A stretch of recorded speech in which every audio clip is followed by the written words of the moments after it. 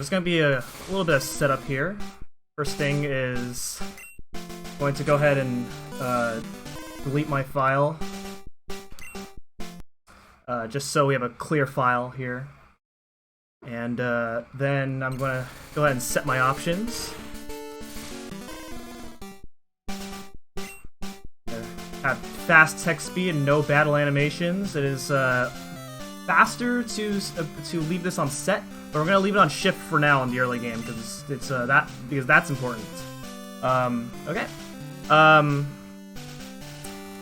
If we're ready to go, I think we can get started here. Let's see. Want the thumbs up from the staff to see if it's okay for me to start. We're a little bit ahead of schedule here. If everyone's ready for me to get started, then I can start now.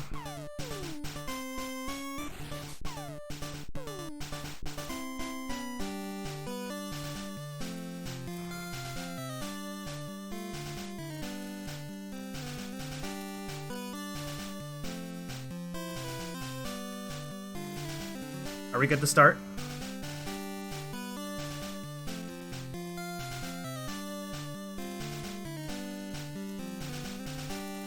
This game's music is good. I agree.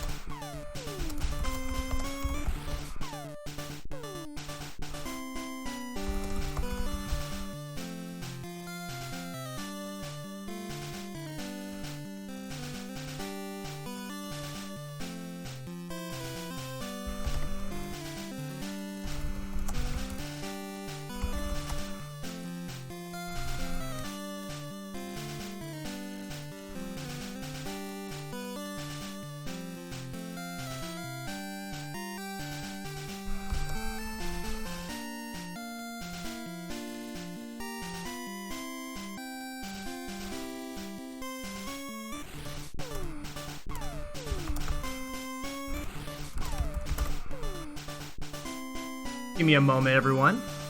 Kind of solving some issues at the moment.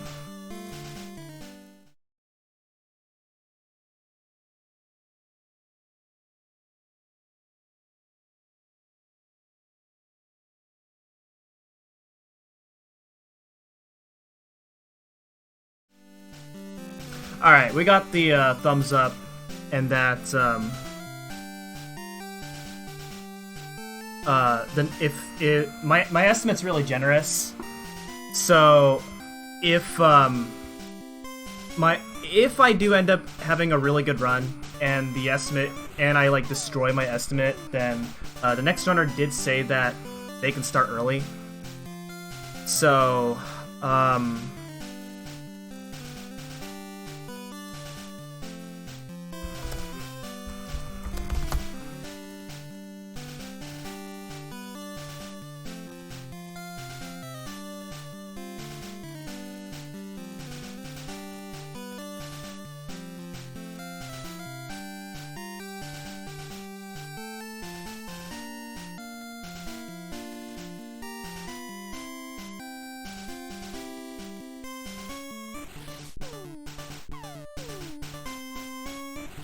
timer's running? Oh, okay. Shouts to Global Hotkeys.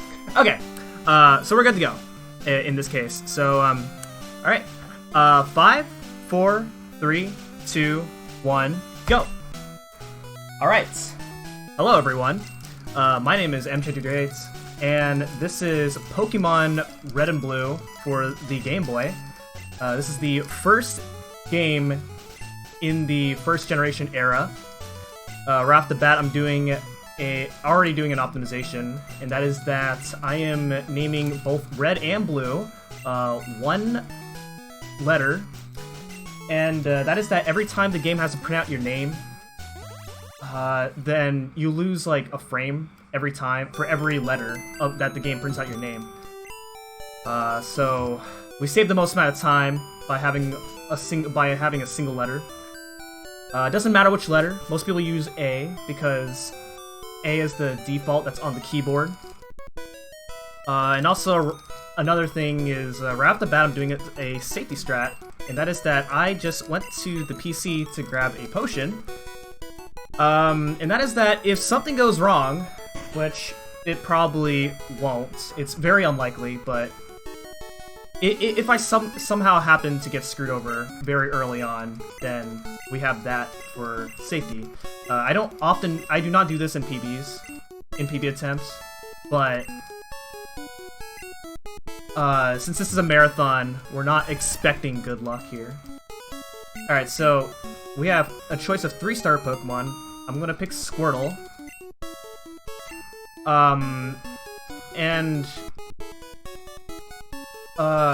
Squirtle is the best starter to pick for this game, because you need a Pokemon that could take on the first gym leader, Brock.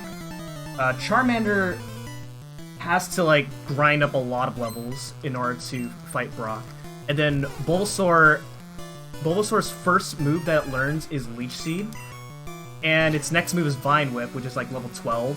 So that wouldn't be good. So Bulbasaur wouldn't be that good to run against right there. So the best option is Squirtle, because Squirtle can learn Bubble at level 8, which is the earliest level we can get before Brock.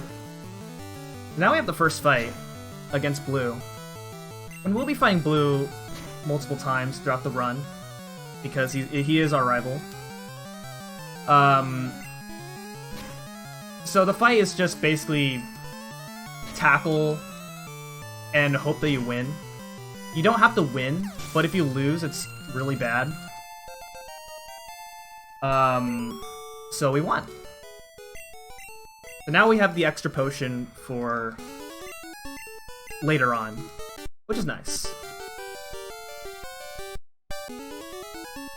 Alright, so I guess we can talk about the category that we're running. So it's any percent glitchless.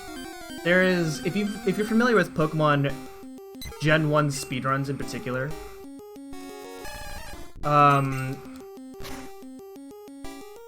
Gen 1 has a lot of different categories, especially for glitch categories. Like the glitch category can actually beat this game in like 0 IGT, I believe.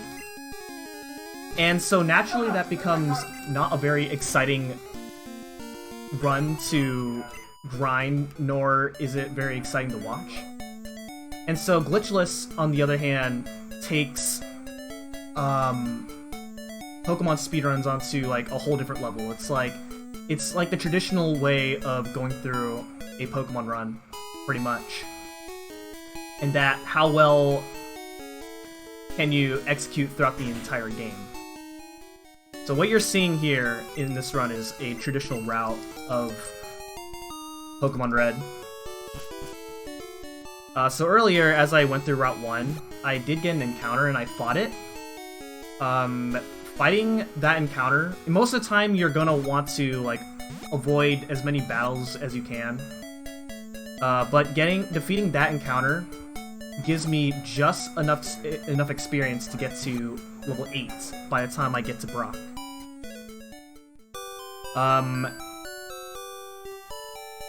So ideally you want to fight a level 2 or a level 3. You could fight a level 4 if you encounter a level 4. It's kind of hard to find a level 4, but if you do encounter a level 4, it's not really ideal. Because it'd be pretty difficult to take down a level 4, and you'd probably be taking a lot of damage in the process. So what I did right here is I actually talked to Oak on the side, and it may look like I lost time because it took longer for me to talk to Oak, but as you can see, in just a little bit, you're gonna see how slow Blue moves. And so, like, in Pokemon games, generally, NPCs move slower than you yourself. And so, in Pokemon runs, we try to, like, manipulate the camera so that the NPC can walk in the fewest amount of steps as possible. Alright, so coming up, we're about to do our first manipulation. So we have Squirtle, but we're actually very shortly going to not be using Squirtle anymore. And instead we're going to switch to a different Pokemon that we're going to be using for the rest of the game, and that is Nidoran Male. So what I'm going to do is I'm going to buy 5 Pokeballs. Well, actually, for this run I'm going to buy 6. I normally buy 5 in PB attempts, but I'm going to buy 6 this time in case I have a hard time catching other Pokemon later on. But I'm going to focus on this first.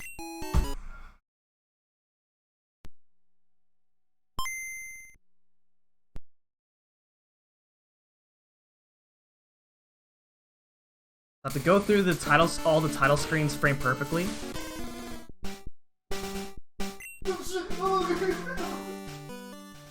And then I gotta do this specific path right here.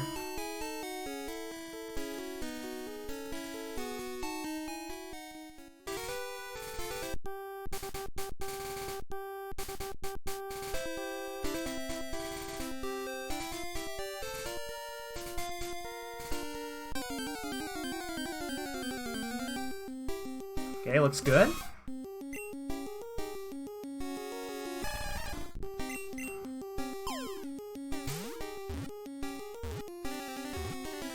Alright, and there we go. First try.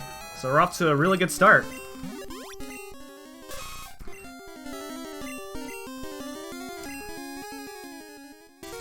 Alright, so that manipulation got me to encounter that Nidoran Male at a very specific spot.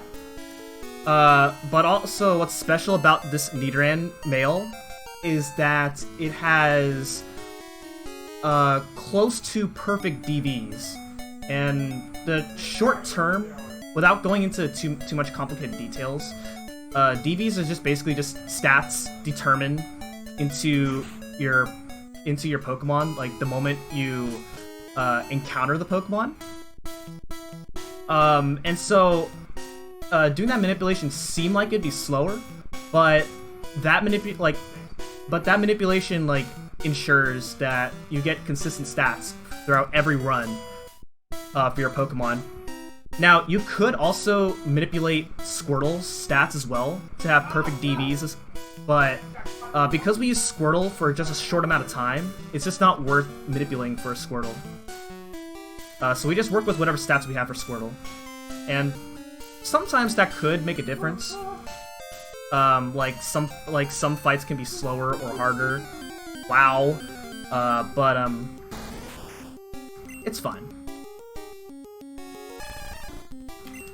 So I actually walked a very specific path throughout the forest because there are some grass tiles where you have a 0% chance of running into an encounter.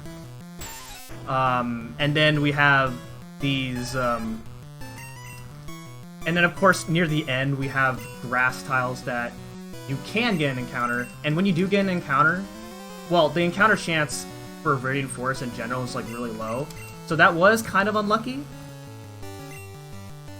But that's okay. This fight can be scary because the Weedle's Poison Sting has a chance to poison me. Also, that was kind of bad. Alright, I'm going to heal. Because if I do get hit by Poison Sting again and I get poisoned, then I die. Or if I get crit and I get poisoned. Okay, so it's a good thing that I did heal. I could actually heal it off with the antidote that I just picked up. But then I also risk getting a chance to get poisoned again, which would then force me to have to use the Pokemon Center as soon as I get to Pewter City. which would not be very good. It loses a lot of time. So there we go. Kind of rough, but that's okay. Alright, so we're going to go ahead and heal off that poison. Then we're also going to heal up as well. And while I'm in this menu, I'll go ahead and switch Nidoran up front. Because we're going to need to do that anyway.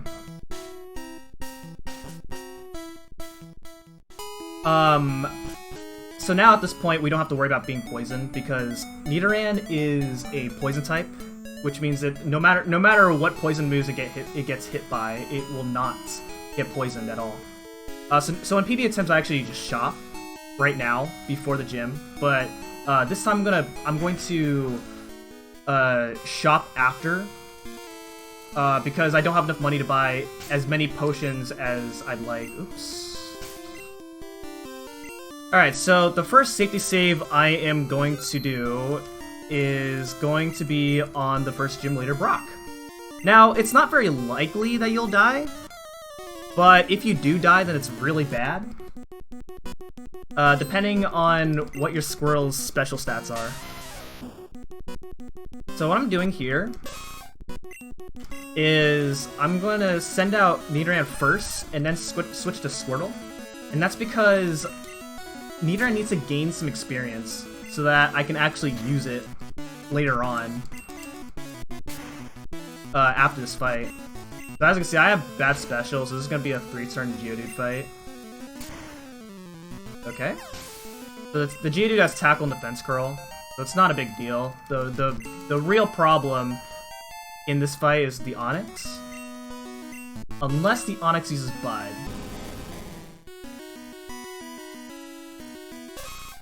Once again, switch out so that the Nidoran can gain some experience as soon as I defeat this Onix.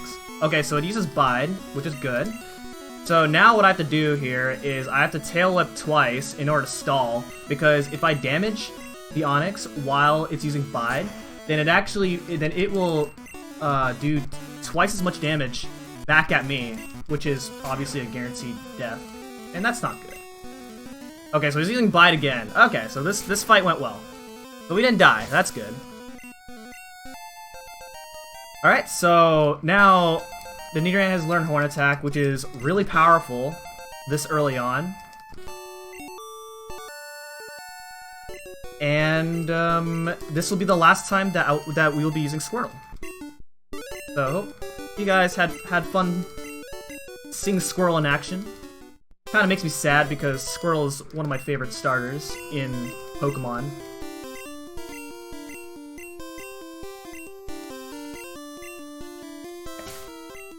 So since we don't need to use Squirtle anymore, I'm going to set my options to set. That way, if you fight a trainer that uses multiple Pokemon, it's going to ask you if you want to switch. But by setting your options to set, I don't have to see that text at all. We're going to go ahead and buy a lot of potions, just so I don't have to risk dying. So now we're off to Route 3. And so there's a few fights that we're going to be encountering throughout this. Most of which are just trainers that we can't avoid, and that we simply have to fight them. That's not a big deal. Okay, so what happened there was a mechanic called Gen 1 Miss. So Leer has a 100% accuracy, right? But it missed anyway. And that's because in Generation 1, moves that have 100% accuracy aren't actually 100% accuracy. Instead, they have a 1 out of 256 chance of missing. So, in that case, it wasn't such a big deal. But if you do get Gen 1 miss at a very inconvenient time in some fights, then it could be really bad. But obviously, you never really count on a Gen 1 miss happening when you're just doing runs. So, like, most of the time you just don't think about it. Didn't think I had to explain that very early on, but things happen. There's also, since I got the gym badge from Brock, there is a mechanic called badge boosting, where whenever you get a gym badge, your stats get raised by... a certain stat gets raised by 9/8. Which I believe for this badge that I got, I have... it raises attack, I believe?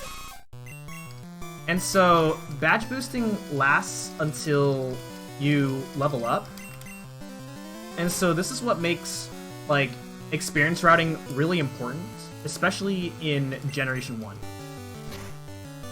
In most other Pokemon runs, if you, like, happen to, like, run into an extra trainer or have a little bit more extra experience, you could, it would potentially make some fights easier. In this case, the experience routing is very specific because of the badge boost mechanic.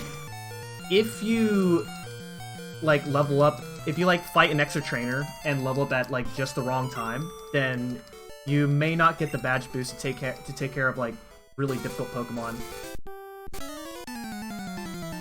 So that's really important. So I did save for that previous fight, that youngster. We call him Shorts Guy because he likes shorts, and that fight is really scary, which is why I saved for that fight.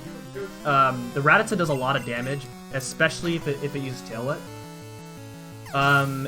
His other Pokemon, the Ekans, is also really annoying. The Ekans has Poison Sting, Leer, and Wrap, which are not, like, you're not gonna die to the Ekans, but the Ekans has Wrap, and Wrap in Gen 1 is terrible because you cannot attack for, like, 2 to 5 turns. And then sometimes, like, after you get freed from Wrap, the Ekans can use Wrap again, and then you're just stuck, like, in the Wrap for a very long time, and it just bleeds time. So Shorts Guy is, like, a really scary fight. That fight, you're pretty likely to die. So it's one of the harder fights early on, unfortunately. So in the first 2 fights, I did use Leer and then use Horn Attack, and now I'm, like, higher leveled enough so that I can just use Horn Attack. I do want to be a little bit conservative with how I use Horn Attacks.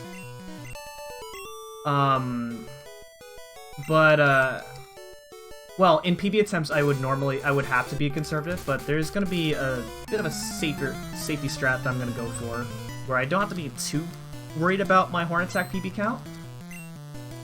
But also having 5 power points for this fight in particular isn't really that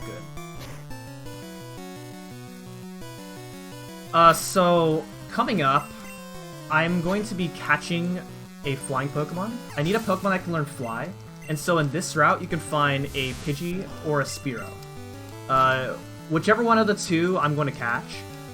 It's technically fast to get Pidgey, but if you do run into a Spearow, then you can actually do a alternative route if you get unlucky. So whichever one I find, I'll catch. And then coming up after is going to be another manipulation. This manipulation's not as important as the Nidoran manipulation, so I'm not going to spend too much time on this manipulation in particular if I fail it. Okay, so we encountered a Pidgey, so that means that I have to hope that I get lucky later on in Mount Moon. That's okay. So Sand Attack's not a big deal. I'm gonna catch the Pidgey.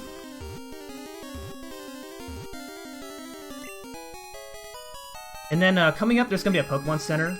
In PB attempts, I skipped this Pokemon Center. But for this run, I'm actually gonna take it. It just makes Mount Moon safer. So I have more HP. I have all my Horn Attack PP back.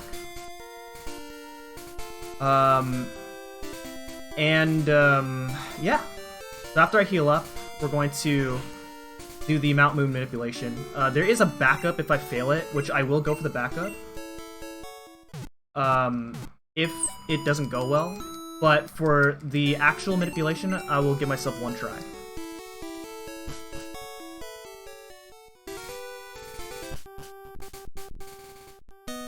Here we go.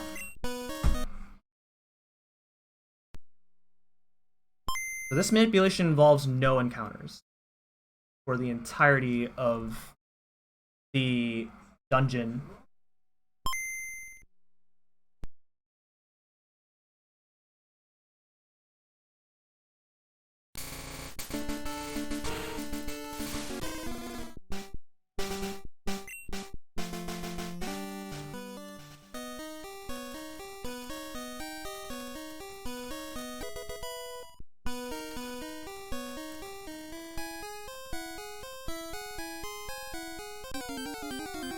Okay, so something went wrong. Alright, so, like I said, it's not as important as the Nidoran manipulation. So we're just gonna have to suffer through this until we get to the part where I perform the backup manipulation, unfortunately. So averagely, like, you would, like, if you're not manipulating 0 encounters for this dungeon, you would suffer through, like, 10 or 12 encounters. So with 10 seconds per encounter, that's over 2 minutes. That's about 2 minutes that you lose for not manipulating the 0 encounters. And back then, before we found the manipulation for this place, grinding attempts in here was quite painful, because you could just lose a lot of time here just from having a lot of encounters, and then there's just not much you can do about it.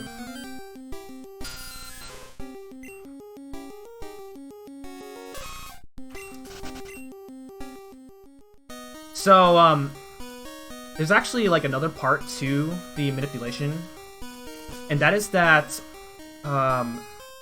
well, as you can see, like I'm encountering a lot of Zubats. I would eventually encounter a Geodude, and then very rarely a Clefairy. And then there is a 25% chance where I could run into a Paris. Now, if I run into the Paris, that's nice, because I have a Pidgey. And I need a Pokemon that can learn Cut. And Paris can learn Cut. Alright, so here's the backup right here.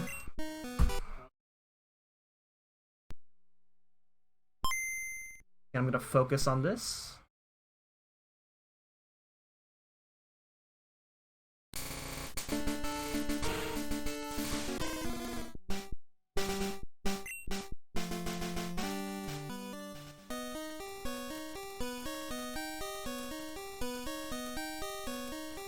As you can see, I'm getting 0 encounters while I'm doing this backup manipulation.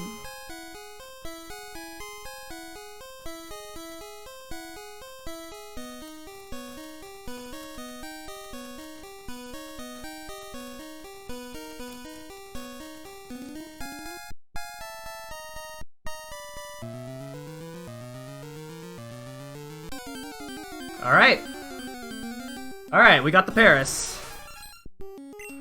So that's what we're manipulating for in Mount Moon. Alright, so since I have a lot of Horn Attack PP, I'm gonna actually use Horn Attack. A crit's not good. That's okay. Alright, hopefully we can catch this on the first ball. Alright, we did it. Alright, so that's all the Pokemon that we're gonna be needing throughout the rest of the run. We don't need to catch any more Pokemon. So that's good. Alright, so even though this next fight is safer now that I have all my health and all my power points back from healing up at the Pokemon Center, it's still possible for me to die. So we'll see how this goes. Also because if I do die, I don't have to do the manipulation again. So it's a good thing I saved right there. So before manipulation, we would actually fight a couple extra trainers, so that you can actually evolve into a Nidorino, and then this fight would be a lot less scary. But because we don't fight those trainers anymore, we are like significantly underleveled, and that this trainer does a lot of damage, and that was really close, but we did it.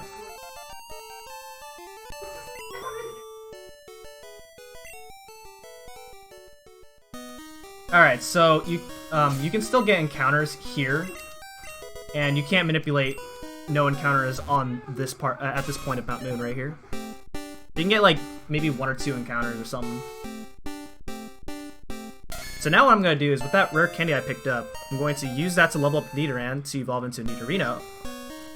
Then I'm going to teach the TM that we got, which is TM12, the technical machine that allows you to teach a move to your Pokemon for free.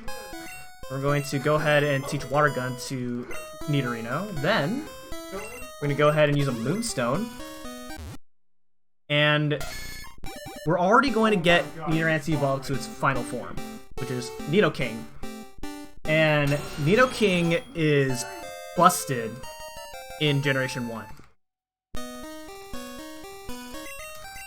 So you'll see... you can't see it now, but later on, towards like the second half of the game, you're gonna see like how truly powerful Nidoking is.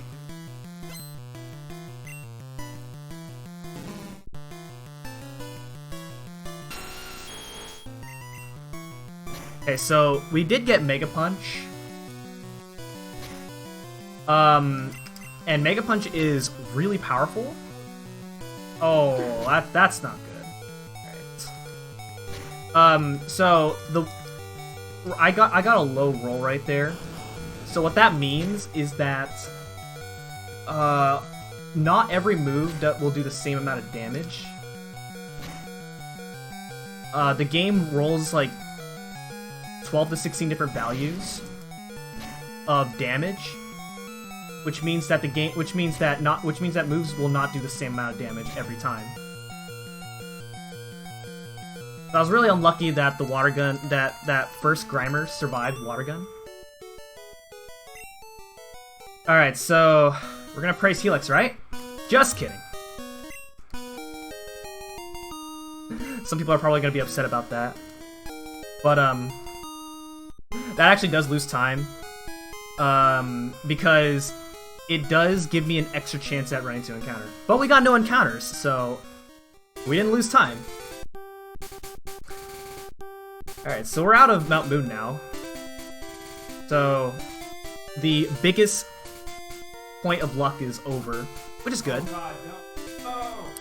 And now we're heading to Cerulean City.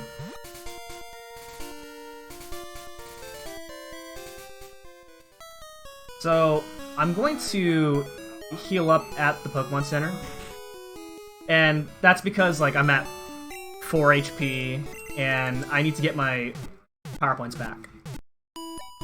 But also, this will set me up for something really cool in about 12 minutes from now. Alright, so now I'm gonna go here to the bike shop. You're gonna think like, why? The bike costs $1 million. Why would you want to do this? So as you just saw, you just saw like the text go by like really fast. So this is something that's called instant text. When this was first found, it was kind of debated for a while. It originally was banned because the game's doing some like really unusual things. If you go to the bike shop without needing the bike voucher, then the game does some like really weird things. And so as you can see now, all the text is appearing at once without needing to scroll.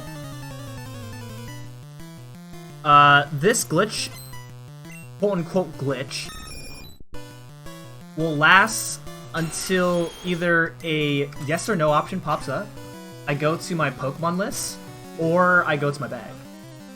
Which means that throughout this whole time I have this glitch activated, I cannot heal, otherwise instant attacks will just go away.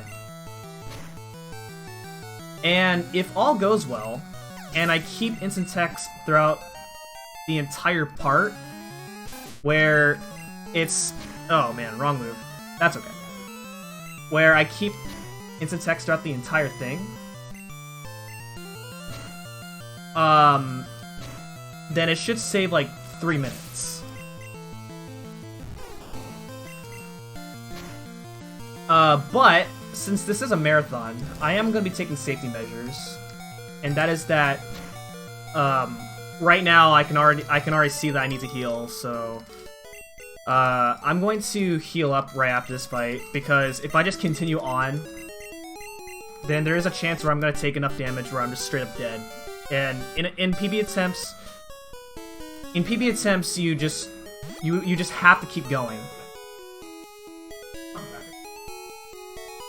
So what I'm going to do is heal up. That should be good enough. And then we're going to activate instant attacks again. So even with me backtracking all the way here, this will still save me time than if I were to just keep going with regular text scrolling. And of course, if I lose it again, I'm not going to go back and re-get it. I'll just have to suffer with it. But also, being that low on HP and attempting to keep it throughout the entire Nugget Bridge segment would save me about a minute. So in Generation 1, there is well, every Pokemon game really, when you're on red bar, the game will notify you that you're on low HP, so it makes like this beeping sound. And you know, it's annoying to listen to. However, in Generation 1, because of Game Boy sound limitations, you can actually take advantage of red bar, and that is that the game has a hard time playing some sounds while the beeping noise is occurring. Nice.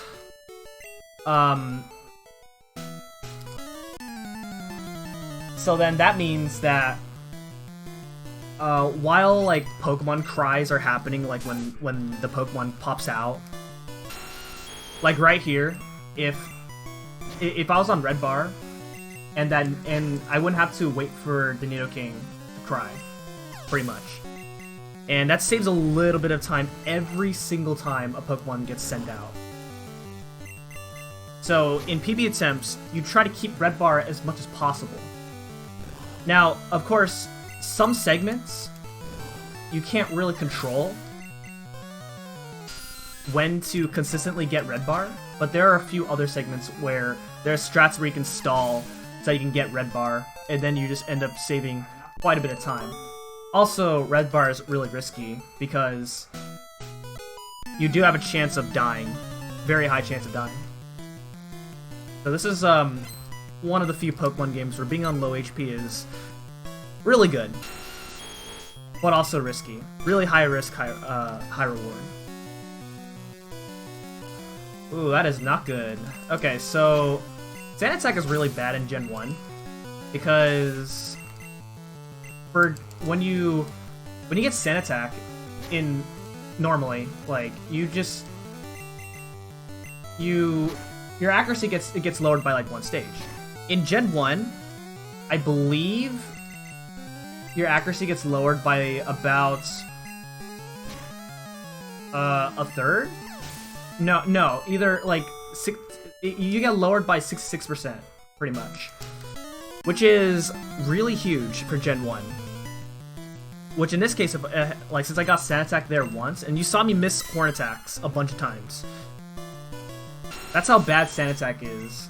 in the first generation. Ooh, okay, so it was a good thing that I did heal right there earlier. Otherwise, that definitely would have been a death, without a question. This guy, after fighting all 5 of those trainers, he was actually a disguised Team Rocket member. He asked us if he wants to join Team Rocket. But we say no. Team Rocket's bad.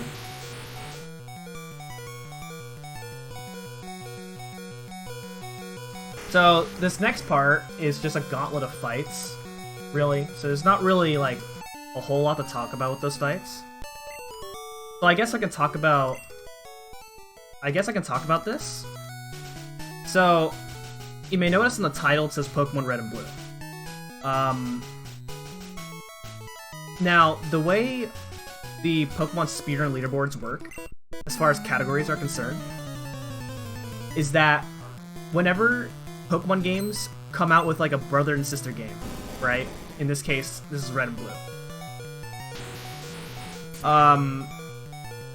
They are the same exact game. You go through the same exact story, same exact plot. With the exception being that you can find different Pokemon. Like there are some Pokemon exclusive, like in this case there's some Pokemon exclusive to Red and some Pokemon exclusive to Blue.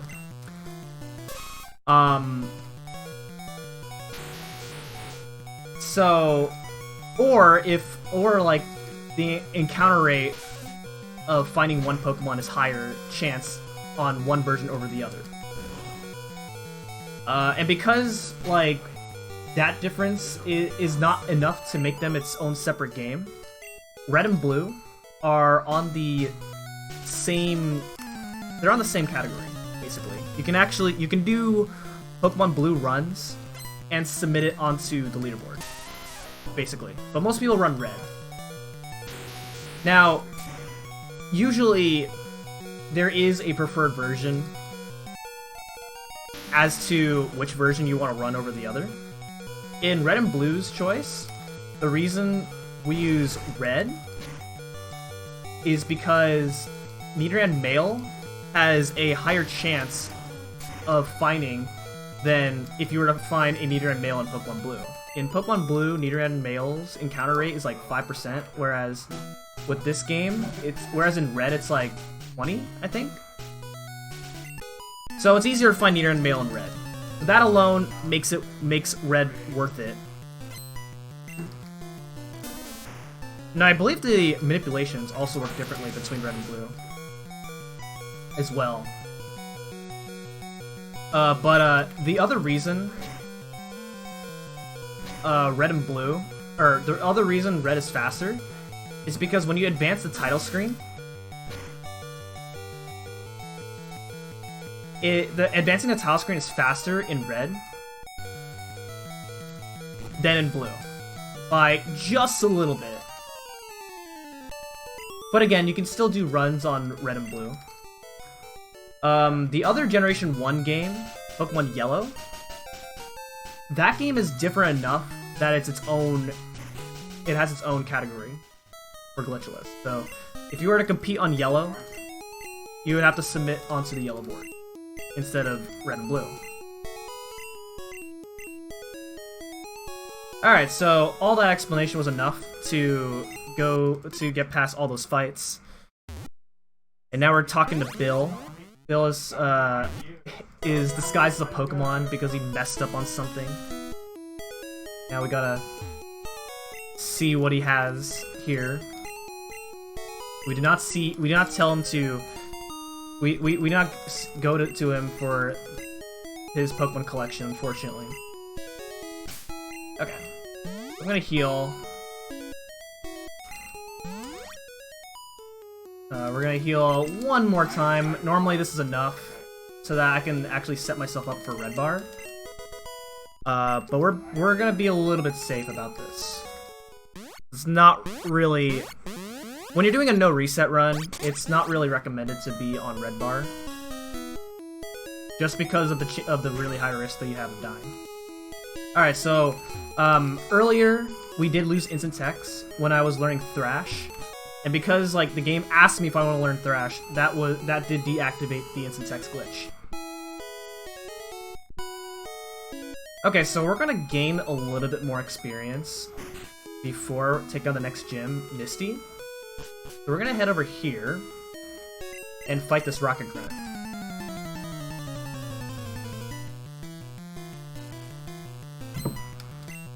So by the way, for anyone watching in chat, if you have any questions throughout the run, I'll be answering as many questions as you guys might have, whether it's about the run or me. Because there will be points where, like in some fights, it's not really much to talk about. So just feel free to say anything, really. Okay, so that Rocket Bystander gave me TM28 for Dig. With Nidoking being a ground type, it actually cannot learn Dig, which would be good if it could, because Dig is really powerful in this game, but sadly, it's not meant to be. Now, Thrash, on the other hand, is really good, because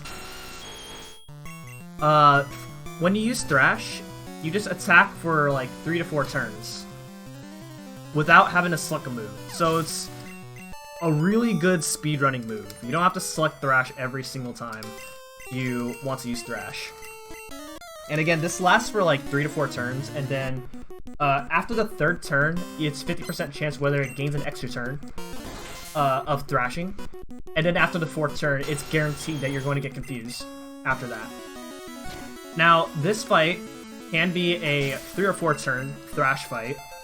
If I crit, then it's a 3-turn fight. Otherwise, it's 50-50 for a 4-turn thrash right here.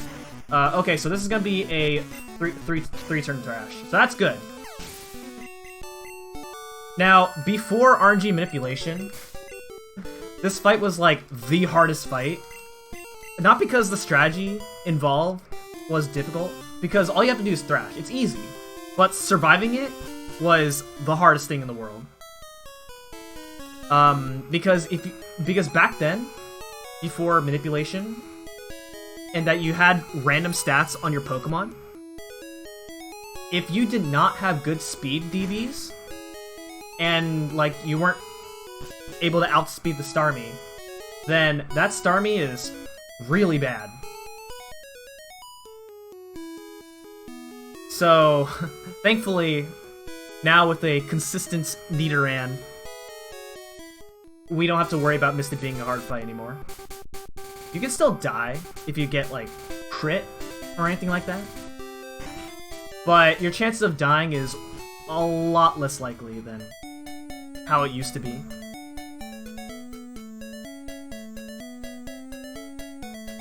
So now we're going through the underground tunnel. We're done with it now. And then this is our last chance where we can run to an encounter. That was bad. Now, if I still did not encounter a Pokemon that can learn Cut, there is a chance where I could run to an Oddish in this route, and I would catch that Pokemon instead as a Cut Pokemon. But because I already have a Paris, I don't need to catch an Oddish here. And encountering an Oddish sucks, because it sucks to encounter it, and it also sucks to catch it.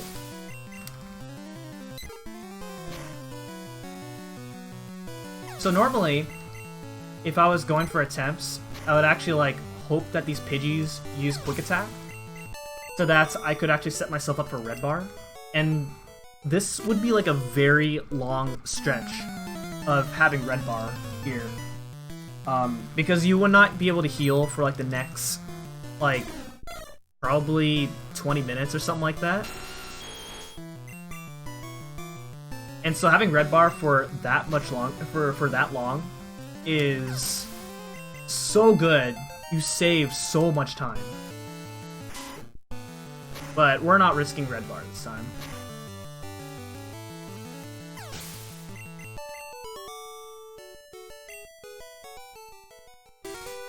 Okay. So now we're in Vermilion City. And in old routes, you used to go to the Pokemon Mart and then go to the SS Anne, which we're about to head to now. But because I still have instant text activated, I'm going to shop after the SS Anne. So that means that as soon as I start shopping, I will no longer have instant text for the shop. And that will actually be the last instance of instant text, because very shortly we're about to get the bike voucher, and so that we can actually get a bicycle, and then we have no more ways of getting instant text, and we have to deal with the normal text speed.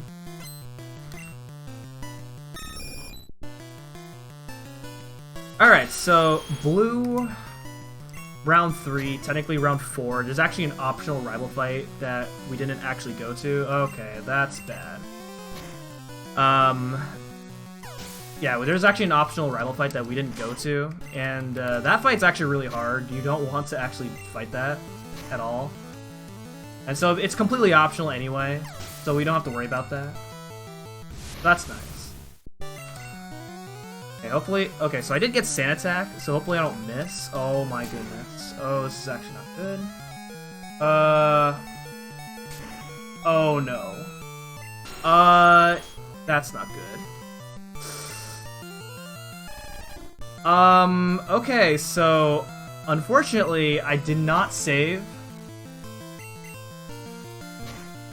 Which probably means that... Oh man, this is actually not good. So this type of situation is not very likely, and that's just very unfortunate that I even got into this situation. My last save was at Rocket, the Mount Moon Rocket. So this is actually really bad.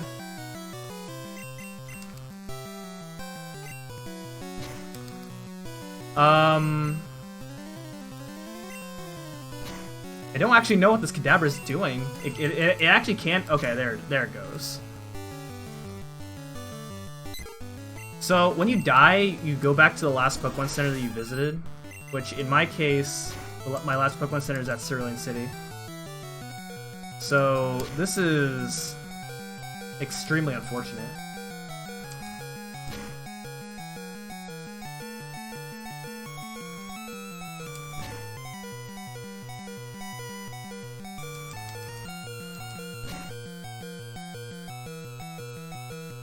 I think this also means that...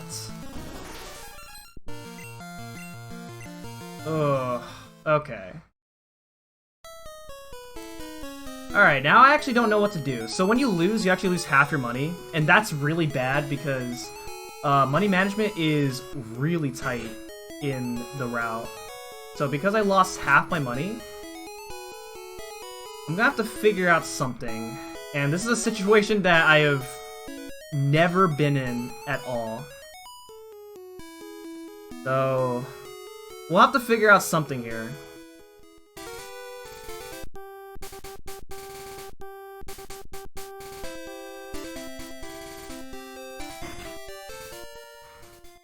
Yikes.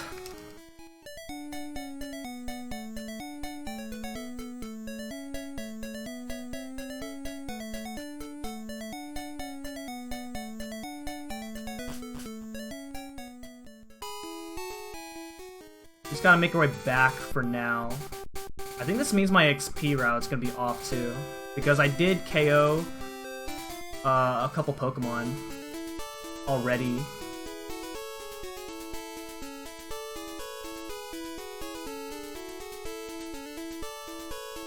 Okay, so there's gonna be like a couple backup strats that I can think of, but I don't know if it'll be enough. If they will be enough to help me get back on track with where I want to be. So thankfully, the estimates is really generous here. But that also doesn't mean that I'm like completely safe. So we'll see what happens.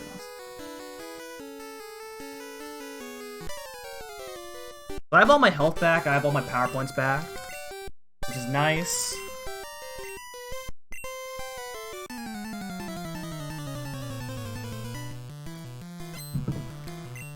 So let's try this again.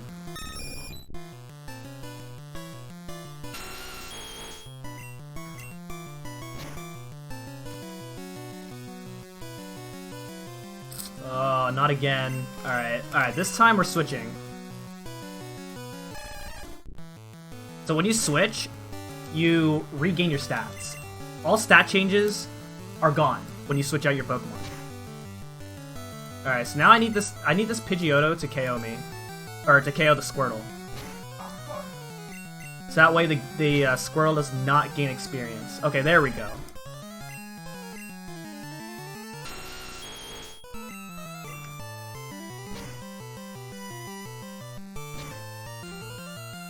Okay, so hopefully this does not mess up my routing for experience. Because I will go for a backup strat. We'll see. I'm level 27 here.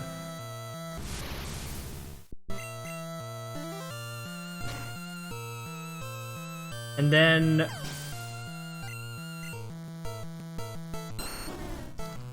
we'll see. We'll think about it.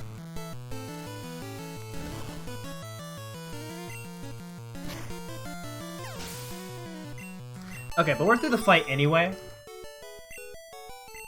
But again, I don't know where I'm at as far as money goes, because this isn't a situation that I've ever really been in.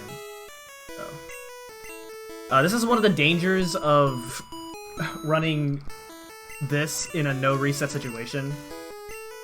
It is always in some danger of, you know, something going wrong. And in my case, that just happened to be it right there. And the fact that I didn't save because I wasn't counting on myself dying there, that it didn't make things any better, unfortunately. So we're gonna go here. This is something you don't really do unless you have instant text and you're at really low HP. Like, this would be like a safety strat if you're going for like if you're going for safety. Because what's gonna happen here? Okay, so I'm gonna have a couple extra levels now. So I'm gonna be a couple extra levels higher than I'd like to be, which I don't know if that's a good or bad thing. Like, I'm gonna get the I got the rare candy in that room, but which I'm going to use, and hopefully this does not mess things up too badly.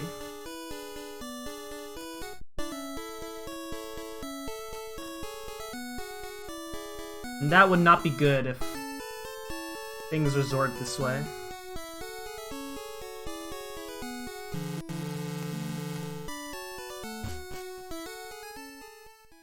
But in the meantime, we're going to now do our shopping.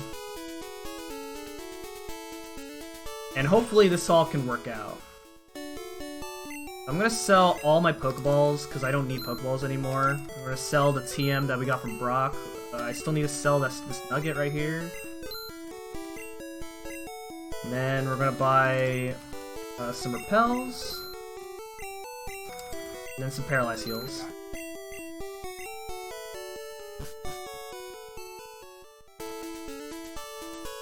Okay.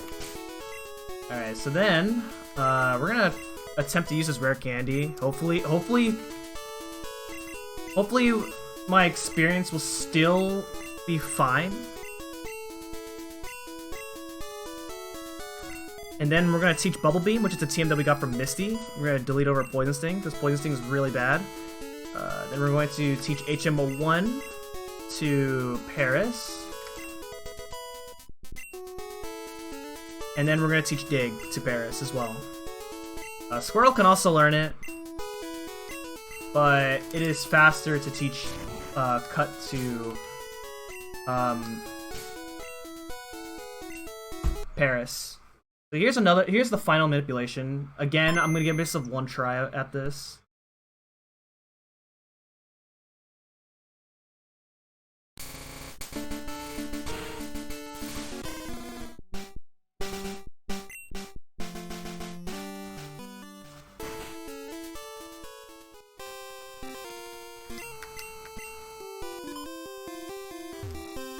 Okay, first try. Oh man, let's go.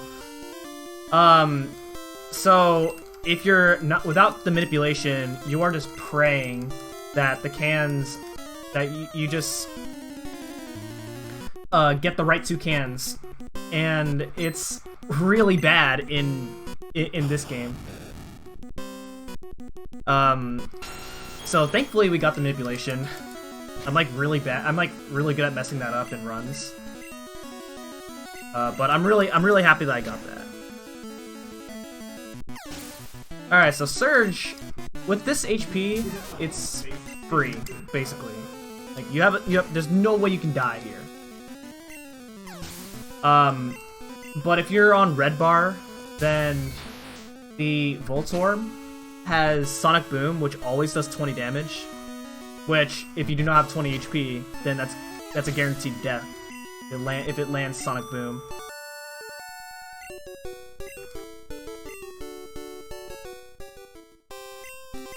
But there we go. So now we get TM24 for Thunderbolt. Which we are going to be teaching to Nidoking.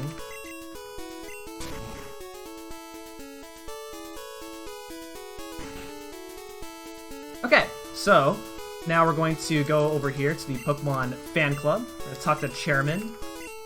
This guy loves his favorite Pokemon. My favorite Rapidash. It cute, lovely, smart, plus amazing. You think so? Oh yes, stunning, kindly. Oh man, I used to be able to memorize this guy's dialogue, but I'm going through the text so fast that I can't really read it all.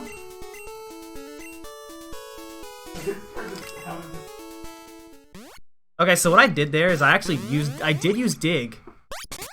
And you can dig out of places, certain places. That's just one of them right there. It's so weird how it works out like that. They took that out in yellow. So in yellow, you would actually have to hold on. First, I need to swap this with the bike. Then we are going to teach this. And we're going to get rid of Horn Attack because we don't need Horn Attack anymore. But yeah, in yellow, what you do there, since you can't dig out of the fan club, is go to Diglett's Cave and use dig instead. So, dig, and also earlier, I did use an escape rope out of Bill's house, and again, that doesn't work in yellow. Using dig and escape rope will take you back to the last Pokemon Center that you healed at. In later Pokemon games, all you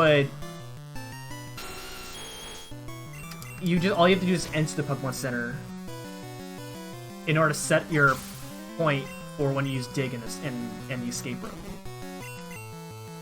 Now this fight. This is called the 4-turn Thrash Girl, because before Mega Punch, you used to always just use Thrash on the first turn and hope that you get a 4-turn fight. Now normally, when you use Thrash, it's usually efficient to use Thrash on trainers that have 3 Pokemon. If you know you can finish the if you know you can finish the fight in 3 turns. But for that fight right there, that's like one of the few fights where you have to risking a 4-turn fight.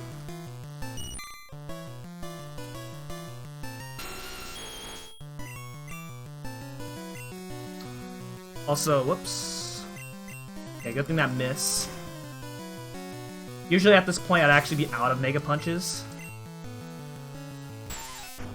but because of the death earlier, I did gain my Mega Punch PP. So this is kind of unusual.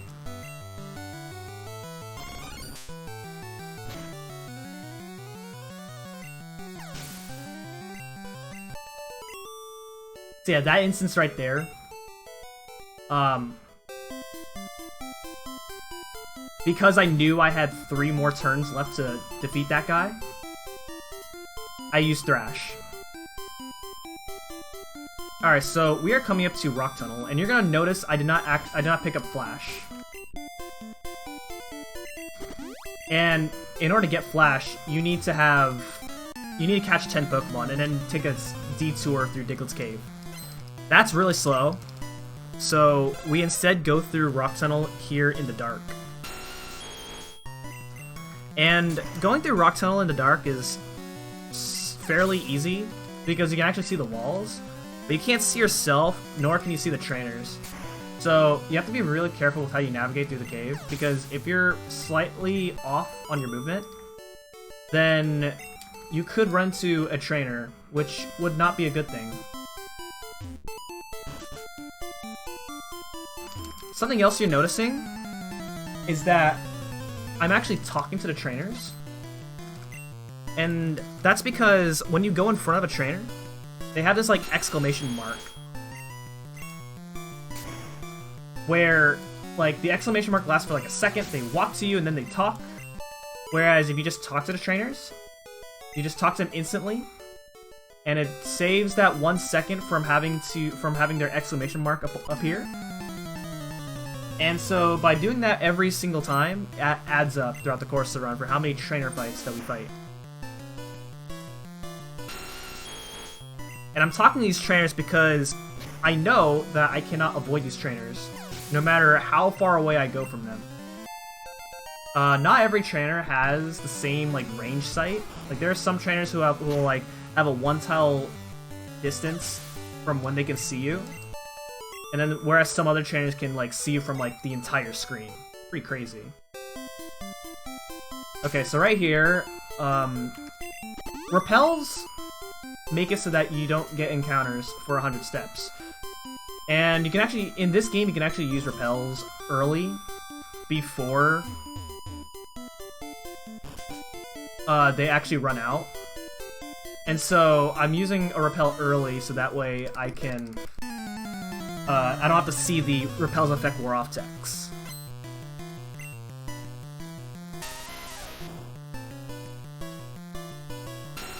So in just a little bit, I'm about to use another repel. And so 3 repels is enough to go through this whole dungeon.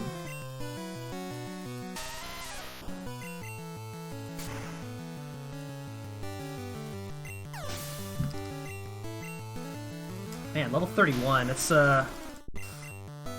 about with the extra rare candy. That's about where I'd like to be in my level.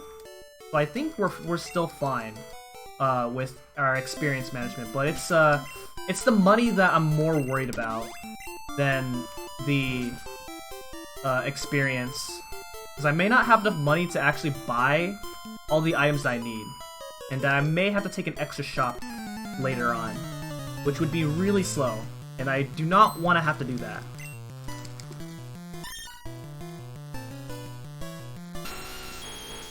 So this is the last trainer of Rock Tunnel.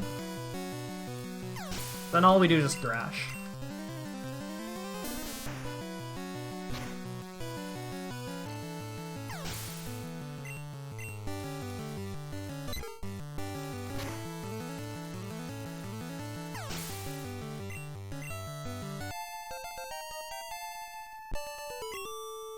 Okay, so now with that, we are done with Rock Tunnel.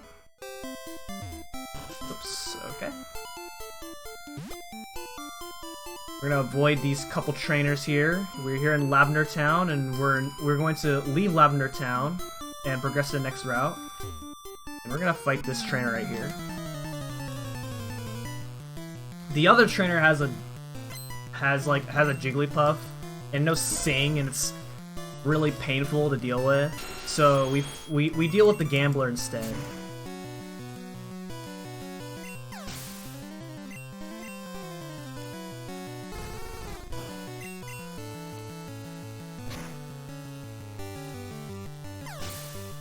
Okay, so we're coming up to like the biggest staple in Pokemon runs, which is shopping.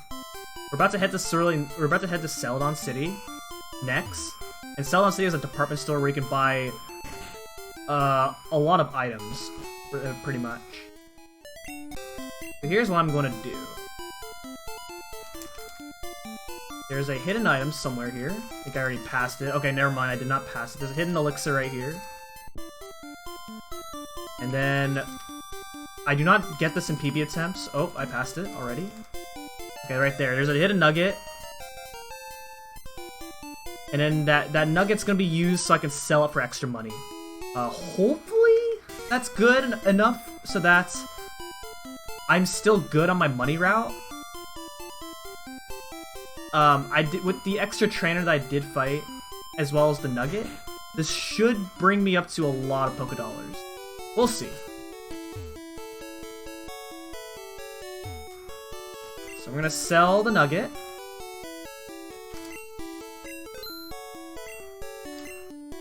And we're gonna buy TM07, which contains Horn Drill. Horn Drill is really good, and you'll see why later. Then we're gonna buy... I'm gonna buy 10 Super Repels. Normally I buy 9. I'm actually gonna buy 3 Super Potions. And then a revive. Just knowing that I already died already, having that one revive will be useful. Alright. And then we're gonna skip all the way up to the fourth floor, and then we're gonna buy this Pokédoll. Pokédoll is really useful. You may think it's useless because all it does is let you run away from Pokemon. But that mechanic alone, we're gonna take advantage of.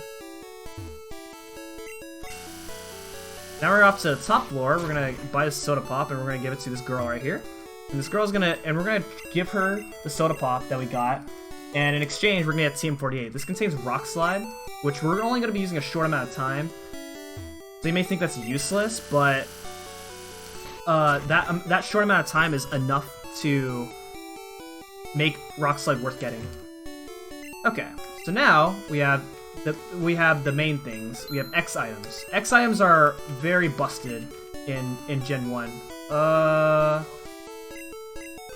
6X specials, 7X. Okay, actually, we're actually good. We bought all the items that I need. So I don't have to be concerned with money anymore. So now the next thing to be concerned with is my XP. Because I actually don't know where I'm at on my XP. But hopefully we can make something work here. If as soon as I know where I'm at on my XP, then I will know what to do, I think. Alright, so now we're gonna head over here and get, wait, I don't have room for this? What do I... Oh, okay. So I picked up this forest store, because I thought I needed to like, get rid of it, or like, sell it. But it turns out I don't, so... That's good. Okay. Alright. Big menu right here, so I'm going to go ahead and exchange this with 7, use a Super Repel. We're gonna teach Rock Slide over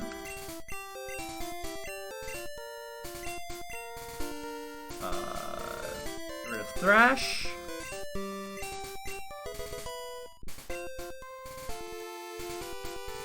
And then we're going to teach TM07 Horn Drill. And Horn Drill is busted, and you'll see why. Oops. Let me, real quick, okay. This was X accuracy, use HMO2, teach it, which is Fly, and we're gonna teach it to Pidgey. Then we're gonna fly to Lavender Town. So you're gonna notice, if you've been following along, you're actually gonna notice that I actually am not gonna take on the gym of Celadon City. And that's because with our current moveset, we don't really have a good way of taking care of Erica's Pokemon. So, with the way this is routed, it is faster to, like, we revisit Celadon City, like, multiple times anyway. And so, at some point, it is faster to,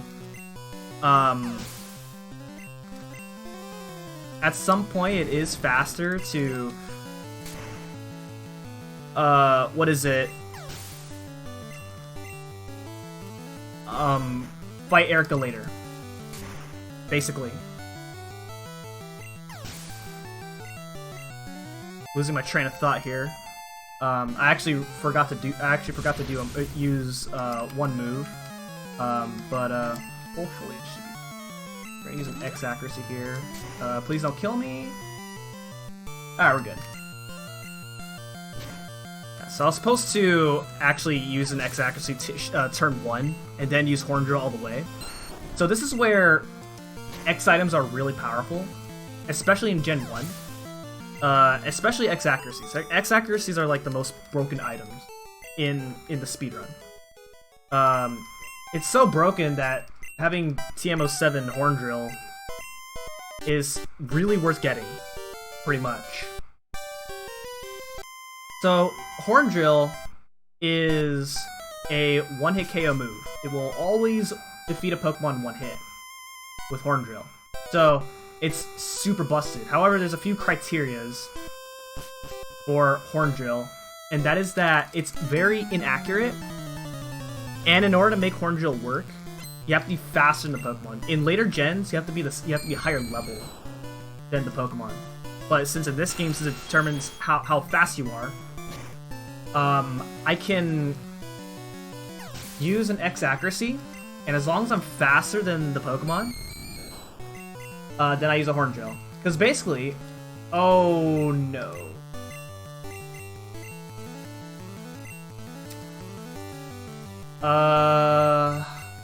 Come on. Oh no, this is not good. Please don't do this to me. Oh boy. Alright, we gotta heal again.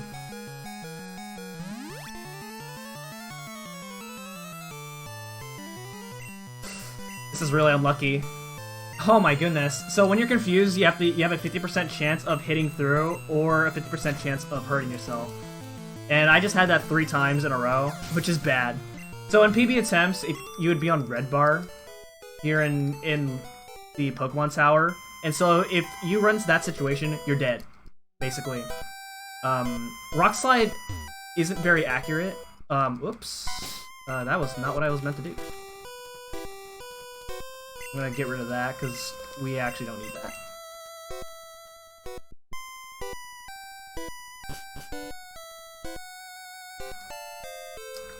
But yeah, in that situation, you're just dead in a PB attempt. And that's the risk that you take if Rock Slide miss.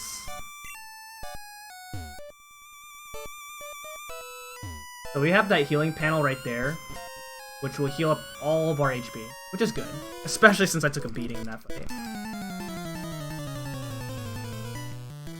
But going back to what I was talking about earlier, the reason X accuracies are so broken in this game, in Gen 1 especially, is that when you use an X accuracy, it eliminates the check for accuracy. So you'll have infinite accuracy, basically, when you use an X accuracy. Which means that, like, you can still get Sand Attack and your accuracy will be lowered, but because of the X accuracy, you will have infinite accuracy no matter what. And so that just means that you're guaranteed to hit Horn Drill as long as you're faster than the Pokemon. And so with that, with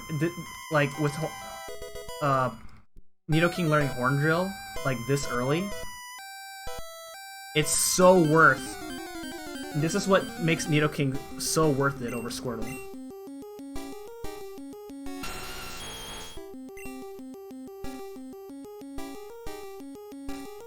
Super Repel, and then use a Pokédoll. So you're gonna also notice that I actually did not do the Rocket Hideout, the Celadon Game Corner. And that is for that reason alone. So that's what the Pokédoll is used for. Some people get really upset at that because you're supposed to go to the Celadon Game Corner, do the Rocket Hideout, fight the boss of Team Rocket, and then get the Self Scope so that you can actually take on that ghost. That ghost is actually a Marowak, by the way. And you have to defeat it, basically. You cannot... If you run away, then the ghosts will just keep being there. Pretty much. But with the Pokédoll right there... it, like... I don't know the exact details, but it like, forgets to set some type of flag or something, which later on gets fixed in the Gen 3 remake of this, Fire and Leaf Green. It doesn't work in Fire and Leaf Green. You try this out. So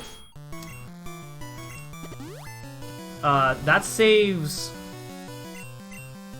a lot of time, actually. I don't actually know. I don't have the exact number how much it saves, but it saves an entire dungeon, basically. So in this fight, it seems silly that I'm using an X accuracy and an horn drilling for this fight, but there's not really any efficient way of taking care of this guy's Pokemon. So it just becomes worth setting up for horn drill for this guy. And then for this other guy right here, I don't have to do that. You're also noticing I'm actually walking in front of these guys this time as opposed to talking to them. When I mentioned earlier that you save a second from just talking to the trainers as opposed to just letting them see you. It is actually faster for these three trainers to let them see you, because when you beat them, then they walk down. And like I said, NPCs walk slow when... Like, they walk slower than your character. So you want to minimize the amount of times that NPCs walk on screen. And so if I were just to talk to them from below, then they have to walk around me and then down, which loses more time than just talking to them.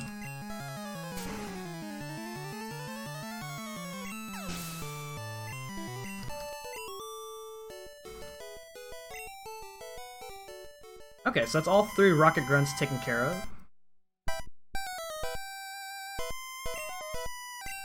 And then now we talk to Mr. Fuji. So, doing this, Mr. Fuji would give us the item called the Pokeflute. The Pokeflute will wake up any sleeping Pokemon. There is a sleeping Pokemon that we have to take care of. So that's required.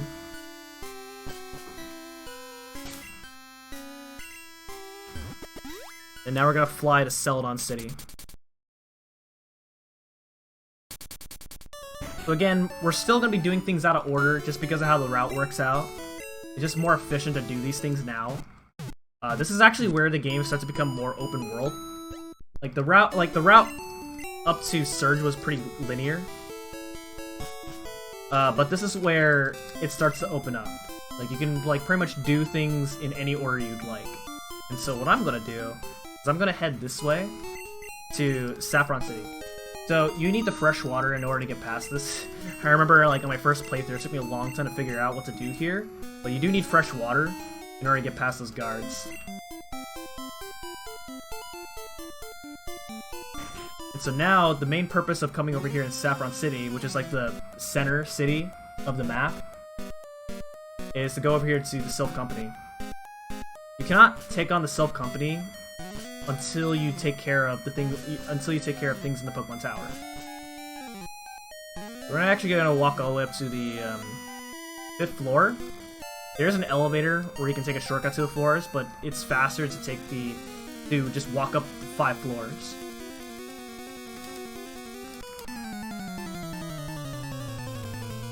So normally, Silphco is like really long, there's so many trainer fights, and it's not really exciting. But because we don't have to fight trainers, we're not gonna really be here for very long.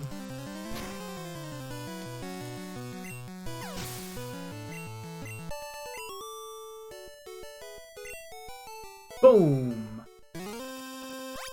Do you have to fight that guy? Yeah, if I just went down right there, I'd have to fight him anyway, so it's just worth talking to him. Taking the extra step to talk to him and then fight him. We get the card key, which is going to be used to open up these locked doors here.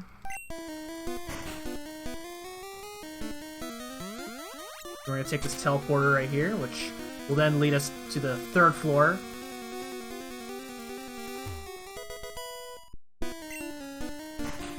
We're going to head this way. So again, I'm going to do some camera manipulation right here.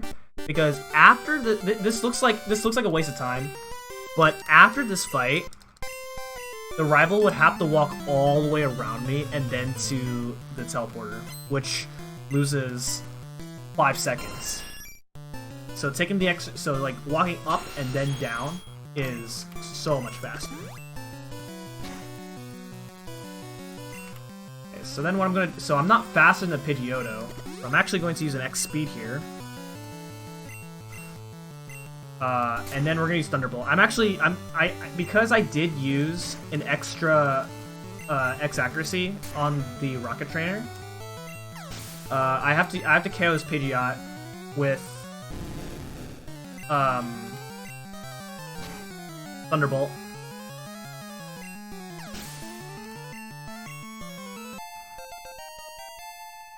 And then just use the rest of my Horn Drills on this fight. So the route that I'm actually doing is what's called Early Drill. So I bought an extra X accuracy because you just set up Horn Drill on Blue in the Pokemon Tower, and then there's of course another alternate route which is safer, which is you teach Horn Drill after Blue. But this is just a little bit faster if you have the HP. That is because Early Drill can be scary. And I'm not used to Early Drill. So that was a little, so that went, I took a little bit more damage than I'd like, but that's okay.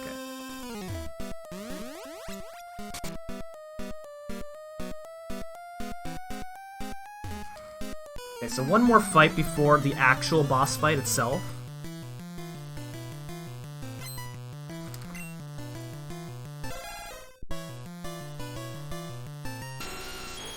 I'm gonna use an Ether so I can get my Horn Drills back. Okay. There's two different situations. If he hit me, I would have actually used an X accuracy here. But because he didn't, I'm gonna have to use an X accuracy here. Now using an X accuracy here is actually risky because... please don't do it. Okay, good. Oh, that's, okay, that's actually fine because I'm about to use Horn Drill anyway. But yeah, that's risky because...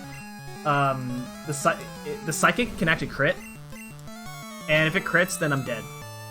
Crits do double damage than how much damage the move actually does, and it also ignores all stat changes. So it's like if you raise your attack power a lot or lower your Pokemon's defense a lot, then crits ignore that in this game. And the way crits work is it's the Pokemon's base speed divided by, I think it's 256. So some Pokemon are likely to crit than some others. And then there's also moves like Slash, where the move has a very high crit ratio, and then it's the Pokemon's base speed divided by 64 if Slash is used. But you won't be seeing Slash in this run. So that's nothing to worry about.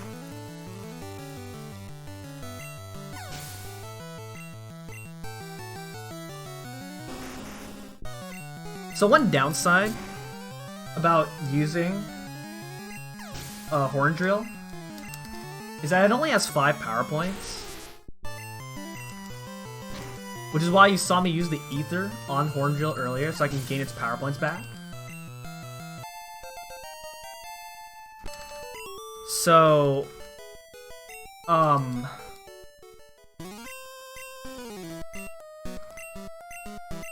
you can't really take advantage of it. You can't just take advantage of it for every single fight, basically. You have to like strategically plan out when it's actually good enough to use Horn Drill. Alright, so we're done with all of Silpho.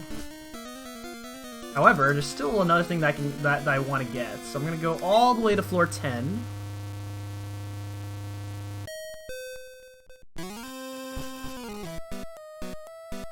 And all the trainers are gone. All the rocket grunts are gone now that I defeated Giovanni. It's funny because like you fight. That's the first time you fight Giovanni, and then he says, "So we meet again," because you're supposed to fight him in the rocket hideout. All right, so now we're done with that, and we are going to head over this way. And again, still not taking on Erica. Okay. Let's switch with Rare Candy. And use Pokeflute. The Pokeflute also has another effect where you can actually wake up your Pokemon if it's asleep. Which there might be an instance where I have to use that.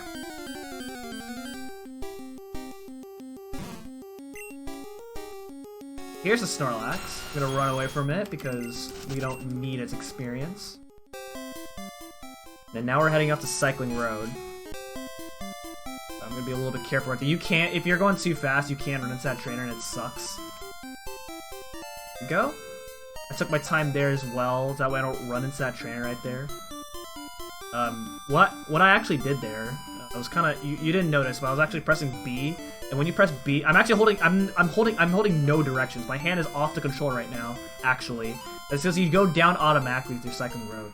But when you press B, then you just stop in an instant when you're on Cycling Road. So it makes getting that hidden rare candy really useful. Some people don't know that, and they just kind of YOLO it. And it's funny.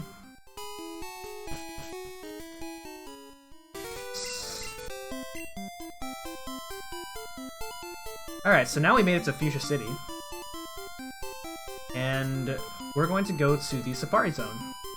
Safari Zone contains some pretty cool items. We're going to be picking them up. The main purpose of the Safari Zone is to, like, you get 30 Safari Balls, where you can catch, like, all the Pokemon that you want here. But obviously we're not going to be catching any Pokemon. Instead we're going to come over to what we came here for. Alright, so first I'm going to go ahead and use another Super Repel.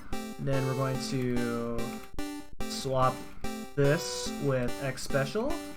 Then we're going to go ahead and teach Earthquake, TM26 to Nidoking. Earthquake is really good.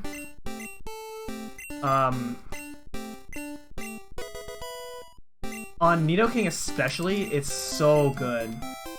Because I didn't explain this yet, but there's a mechanic that's in every Pokemon game. It's called Stab. S-T-A-B, which stands for same type attack bonus. And so what that means is when you use a move that is the same type as the Pokemon, then it gains, I think it's a 10% bonus. So I believe Earthquake is like 100 base power. And so if you include that with Stab, since Nidoking is a ground type and Earthquake is a ground type, then it's going to do 110 base damage plus its stats and whatnot. So it's really good.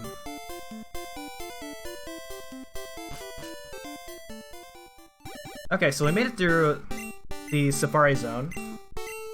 And the purpose that we come here is for the Gold Teeth, which I picked up earlier, as well as HMO3 for Sip. Now we're gonna dig out of here, because we can. And then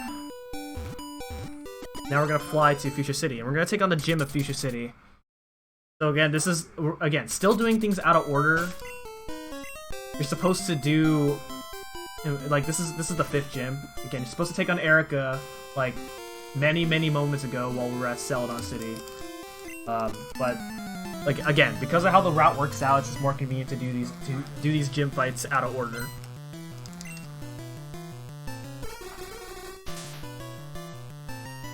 So this fight, nothing can go wrong unless you Gen 1 miss.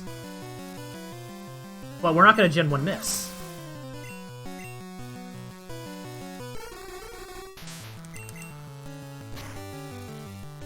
We just Earthquake this trainer a bunch of times. The mechanic of this gym is that there are these invisible walls. You can kind of see them. But yeah, there are these invisible walls that create like a maze, and you have to go through the maze. But thankfully I know how to go through it.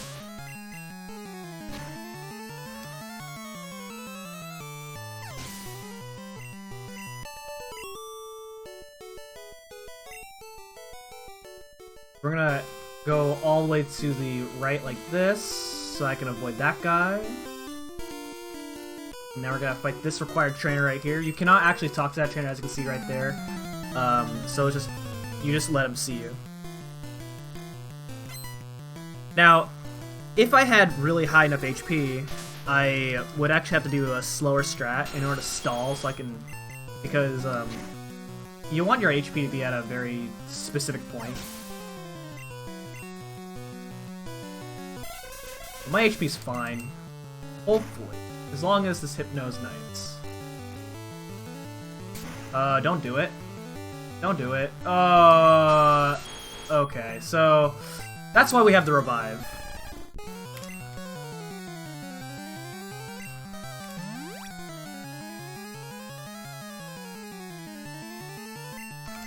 Alright, I need this Hypno to KO.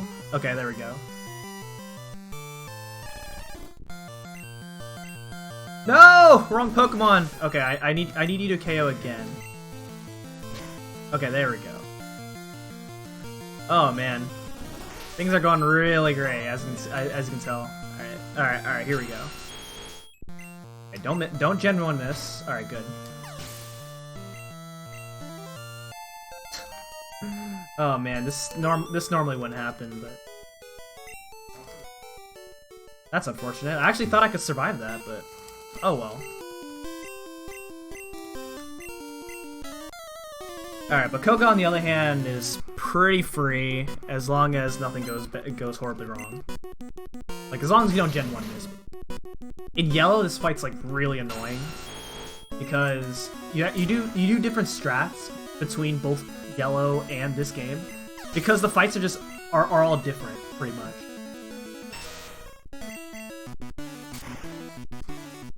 So this fight would be really hard in yellow because one of his Pokemon has Sleep Powder, and Sleep Powder is really bad. I guess another thing to note is that any time an AI uses a move that lowers your stat, then they have a 25% chance of missing. Uh-oh, that's not good. Oh my god. Man, how many times are we gonna die in this run? That is the third time my Nidoking has died. Oh boy. Nidoking's not gonna like me after this run. And also, we got the, so your bag management's really important in this game. And if I'd kept my revive, I would have actually had one too many items to get Koga's TM.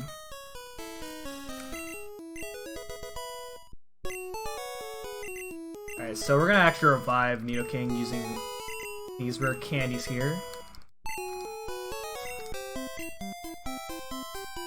And now we're going to head over to what we got the gold teas for.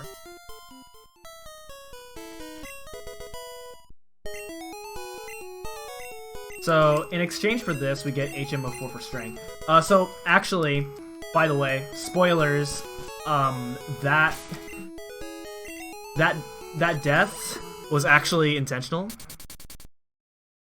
And that is that when you use all your rare candies right there, like after the gym,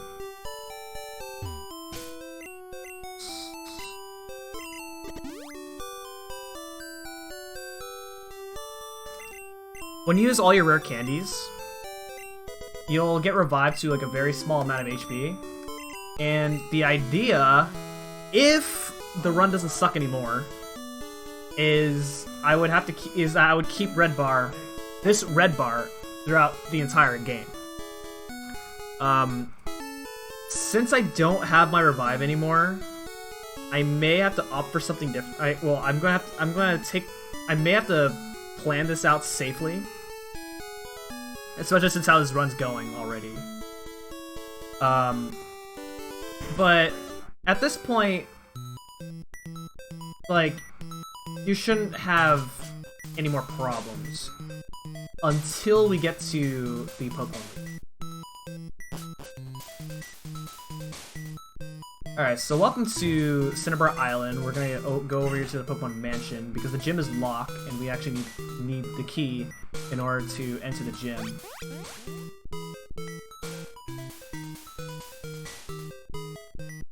That item right there, I'm passing by some Carbos.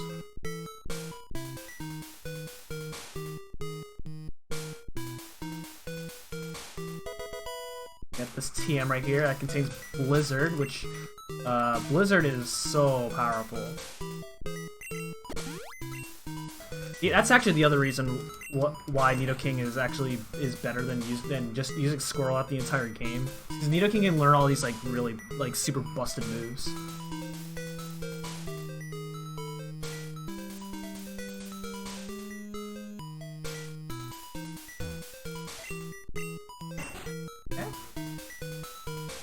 I like how the switches, like when you like activate the switches, the game says who wouldn't. I like that for some reason. We're gonna use a repel here, and then we're going to do this very long series of menus. We're gonna teach Strength to Squirtle.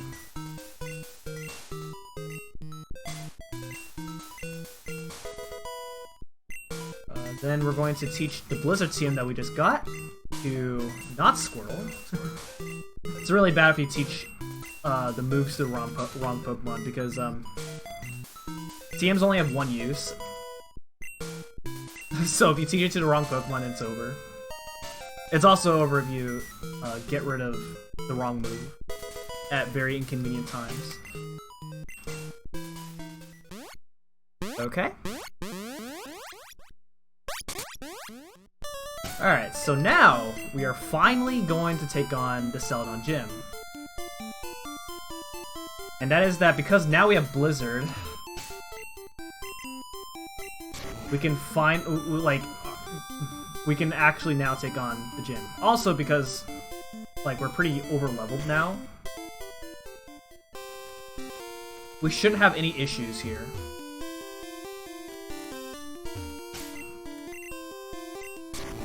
We're gonna go to the left side, that way we can only fight one trainer and then the gym leader, as opposed to if you go to the right side, you have to fight two. And at this point, there's not really much to talk about here, so if anybody in chat wants to ask me something, feel free.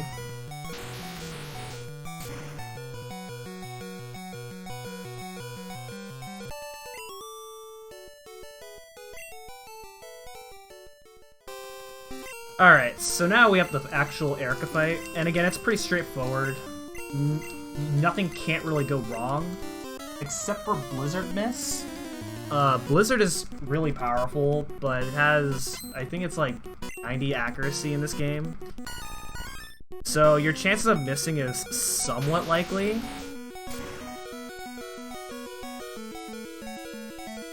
Also earlier when I said that I don't know where my XP route is, I'm actually on track with my experience now, which is good. This is one of the things in, like, not even just Pokemon runs, but RPG speedruns in general, is that if you run into a situation that you're not used to, you have to be able to. This is actually like what separates top runners from like other people. Like they know you run into these situations that you don't expect them to happen, and so you have to find a way to kind of like make everything work out again, basically. And so, like, with that death earlier in SS Anne,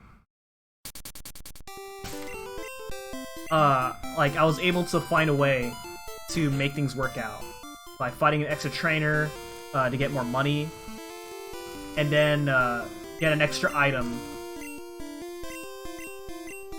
so that I can, you know, potentially get my get things back on track.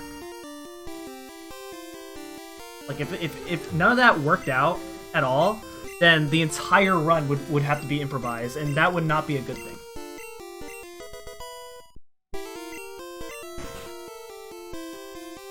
And again, that's what RPG speedruns are about. It's just trying to adapt on the fly. It's also what I like about RPG speedruns in general. That's what makes RPG runs fun to do. Like, not every run is the same, pretty much. So in this gym, you have to answer these questions in order to get past these gates. If you get them wrong, then you have to fight a trainer, which would not be good because that messes with your experience route. Note of reference, I'm actually not saying yes to everything. I'm actually saying no to some questions. But right here, I'm actually going to be saying yes. But for the last question, I'm going to say no. And it doesn't look like I'm saying no, but I am saying no. This one's actually like my favorite quiz. This one is like TM28 contains Tombstoner. And that's really funny. There's no such move as Tombstoner. Alright, so Blaine. Really free in red and blue. Really hard in yellow. Because one of the moves that Blaine's Pokemon can have is Fire Spin. And Fire Spin works just like Grab. It's very annoying. What makes this fight free in this game is that trainers, some trainers, not every trainer has this, has something called good AI. And good AI is not good AI. Because what they're trying to do is they're trying to use a move that's super effective to me. So, what you saw the Growlithe do earlier was use Agility. Agility only raises speed. However, Agility is a Psychic-type move. Psychic is strong against Nidoking, because Nidoking is a Poison type. So it thinks it can KO me. It thinks it can defeat me by using Agility. And so it'll keep using Agility, basically, until I'm defeated. And then there's also another mechanic called Trainer AI, where some trainers will always like follow a certain script, basically. And so by taking advantage of their script, we know exactly like how they're like what to do based on how their script works. Alright, so Saffron Gym. Nothing can go wrong here as long as you don't Gen 1 miss. Casually, this is like the hardest gym leader because it's a Psychic type gym. Psychic types are really powerful in Gen 1. Psychic moves do so much damage, they're super effective against a lot of different types. And then there's not very many types that could resist Psychic type moves at all. So Psychic types are just so busted. Like it's so easy to like catch a Psychic Pokemon and then just use a Psychic Pokemon throughout the entire run.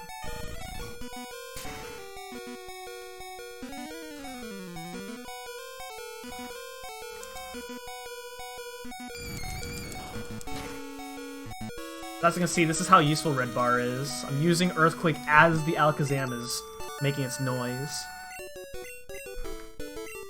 So, I didn't explain- I briefly mentioned this, but you want to have exactly 20 items in your bag. And that's because when you defeat a gym leader, these gym leaders will give you TMs. And because we don't need their TMs...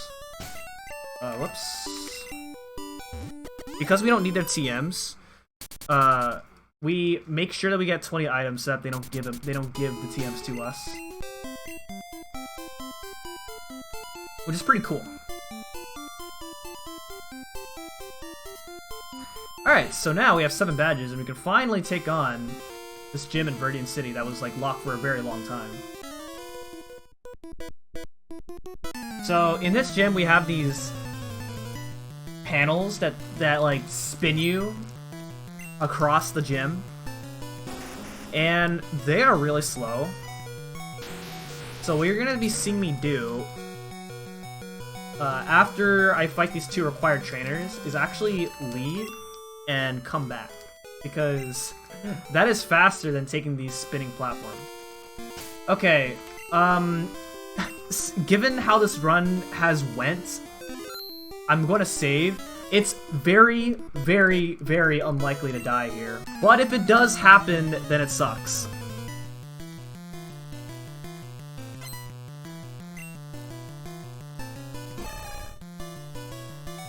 Alright, so the reason this fight sucks is because that's Karate Chop, and okay, so what could happen there is that Karate Chop has a high crit rate, which could have meant that I would have died in that fight. It doesn't happen often, because like I said, it doesn't happen. It's very unlikely that it'll happen, but it sucks if it does. So, thankfully, we didn't die. Alright, so now we're going to leave and then come back, because this is faster than taking these spinning platforms.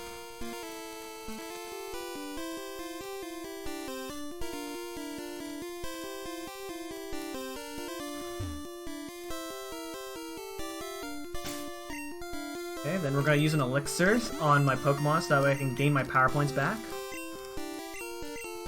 And then now it is time for Giovanni for the final time. So this is actually his hideout, as he says. He's actually the gym leader. Nobody knew all along. It's crazy.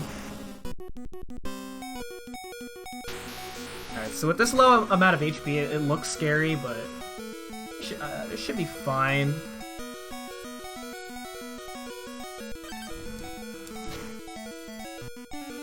This Dugtrio is interesting because this Dugtrio only knows ground moves. And so you can actually defeat that Dugtrio with just a level 2 Pidgey.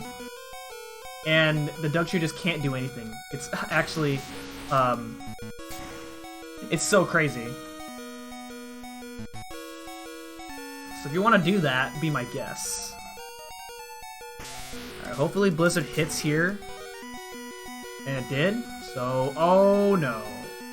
Oh, we froze it! Okay. That's really lucky. I don't actually know what moves it has, but it could kill me. So that was, really lucky that I managed to survive that. Actually, I know what it has. That's Fisher. Fisher wouldn't have killed me, so I had nothing to worry about there.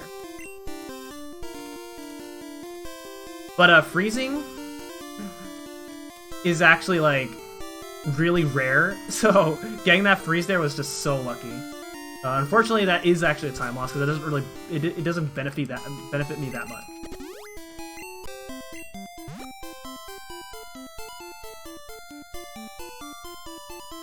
All right, so now with all the gym badges, it is time to head over to the Pokemon League.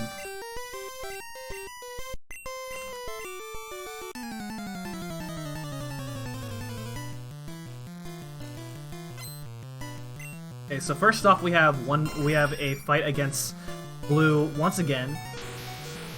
I'm gonna go ahead and use an X special here. Again, this Pidgeot. Oh, this Pidgeot has good AI.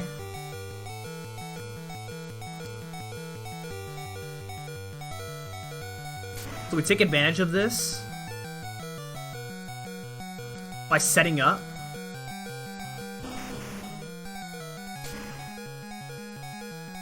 And then hopefully the rest of the fight goes well. Now normally I don't actually use that X accuracy that I did use. But this ensures that I don't miss. My HP is pretty scary. And so, okay, so that's actually really bad. I use an extra X accuracy, so that means I have to re-get another one, which is not good.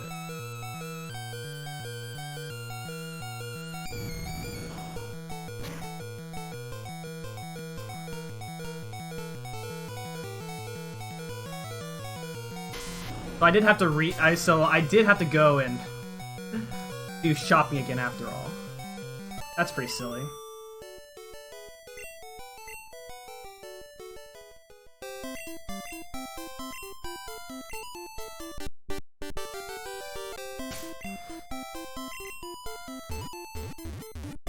Alright. So we're gonna take this detour real quick. I apologize, everyone. That's why I set the estimate up really high. So I wasn't counting on the run going well.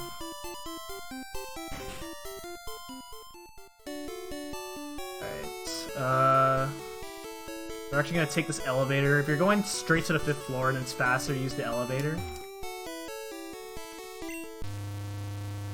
Okay, so I need...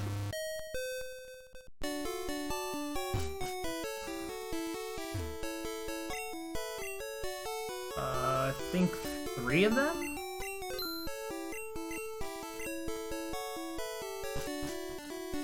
And then I'm actually gonna go back to the 2nd floor because I did use because this is gonna lose my super repel, unfortunately.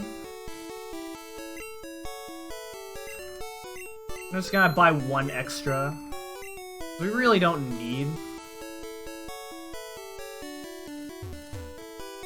that much anymore.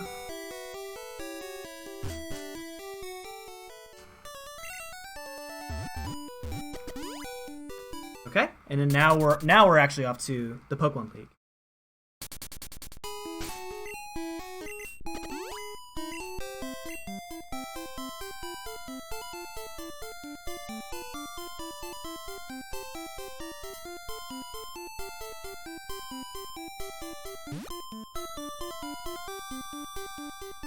A little bit of downtime here. So we need all 8 gym badges in order to go through the Pokemon League.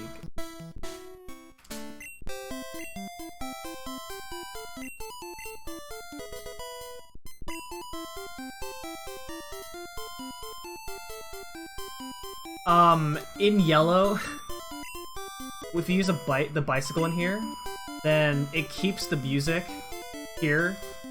Unfortunately, here in red, you actually have to hear... what am I doing? No! You actually have to hear the bike music throughout the rest of the way. It's unfortunate. But in yellow, you can hear the league music, which is much better because of the fact that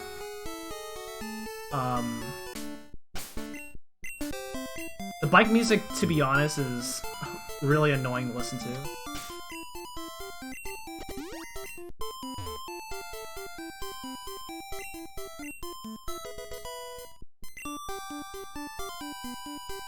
Alright, so given that my timer says 153 and our estimate's 210, that means I have 17 minutes to beat the game.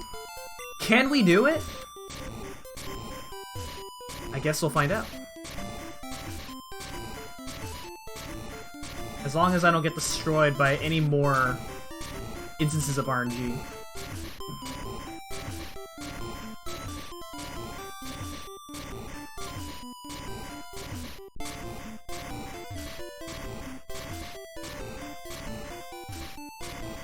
You're right. We did start early. That's true.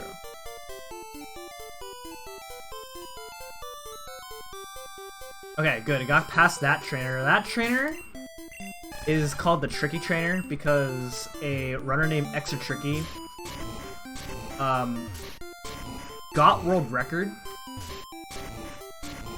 while fighting that trainer one time. And that run was still good, even with fighting that Extra Trainer. It's very impressive how well red standards can go.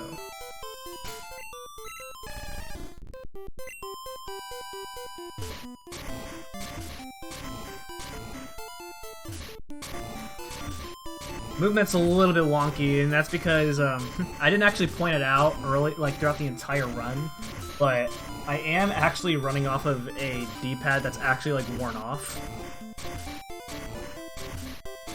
And so like part of like my menuing errors and slight movement mistakes and whatnot are because my D-pad's has kind of worn out already, and unfortunately, like I did order a new controller, but it didn't come on time before this run, so I had to suffer with this.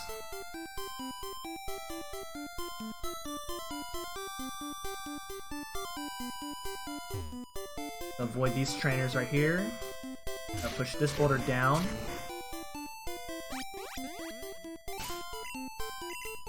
Strength. And use my last super repel, and then use spike.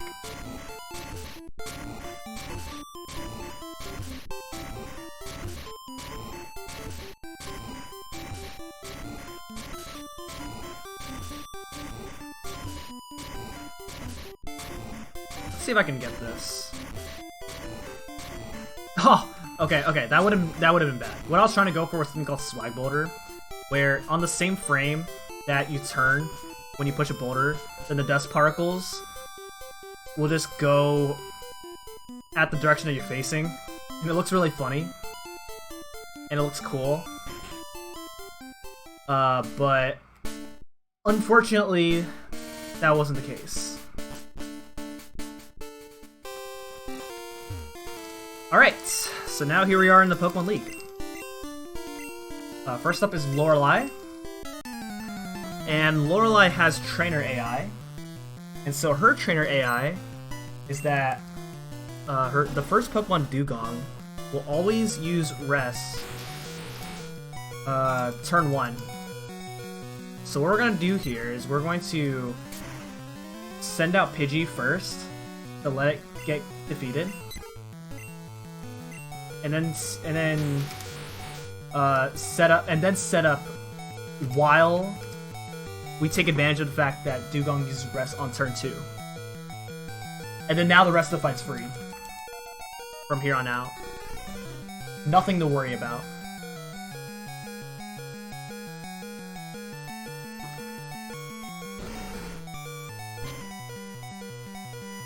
The next fight, Bruno, there could be things that can go wrong.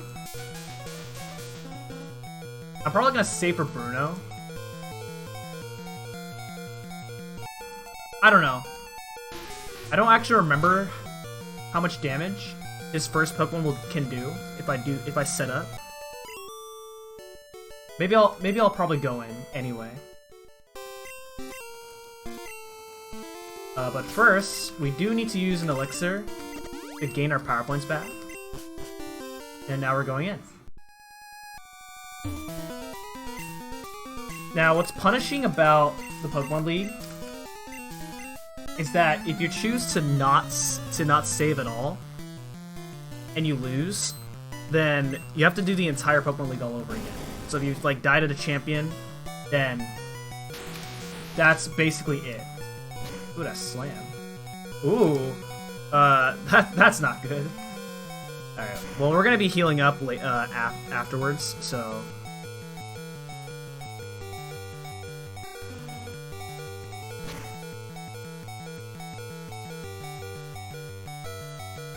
That was a little bit Monka Omega.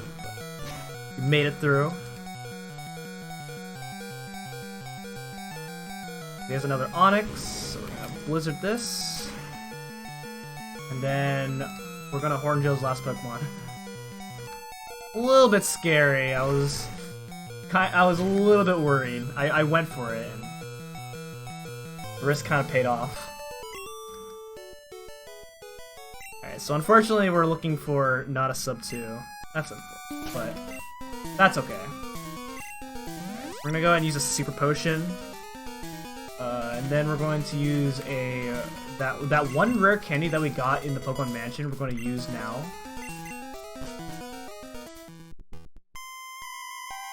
And then we're gonna save. Now, you're not very likely to die this fight, but you can lose so much time if things don't go your way here. Like, there's actually so many things in this fight that can actually go wrong. And this is the worst. This is like the worst fight as far as time loss is concerned. We use an X special, and hopefully... okay, good. If it uses Hypnosis, then that's bad, because then it has an opportunity to do other really terrible things, and that's not good. This Golbat, if Blizzard hits, okay, good. Hopefully it lit. Okay, there we go. That's a range. It's not guaranteed to one-hit KO. And then the rest is just Earthquake. Okay, so this fight did not go poorly. That's really good. That's really lucky. Anytime you can get a fight like this on Agatha, that's a good thing.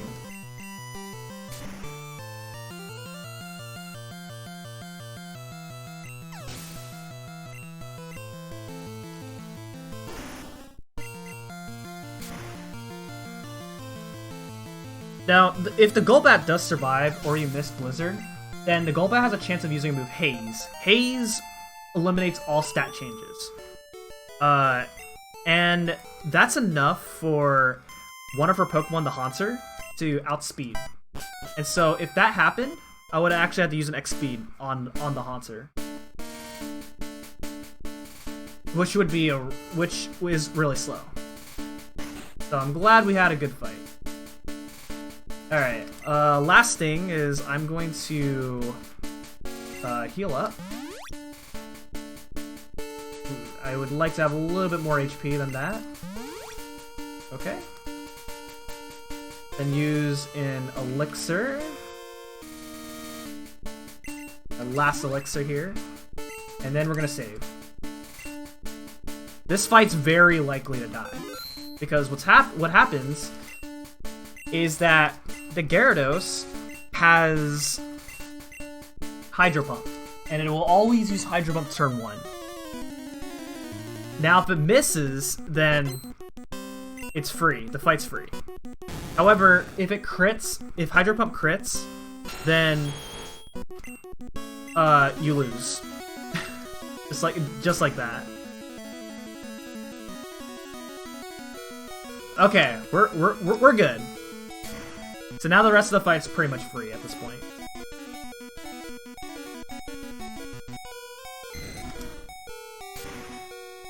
So far our league's been pretty good. Which is nice. Alright. We're gonna go ahead and use an X speed here. Use Blizzard.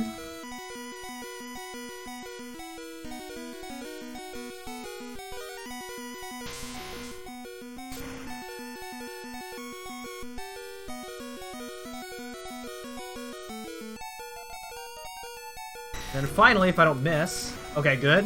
We haven't had any Blizzard misses, which is a good thing. And there we go. So that's Lance. Alright.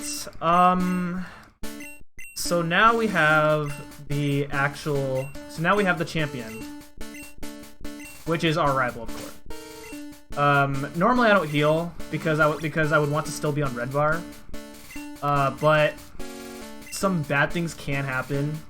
It doesn't happen very often, but in that slight chance it does, then we're just gonna be safe about this.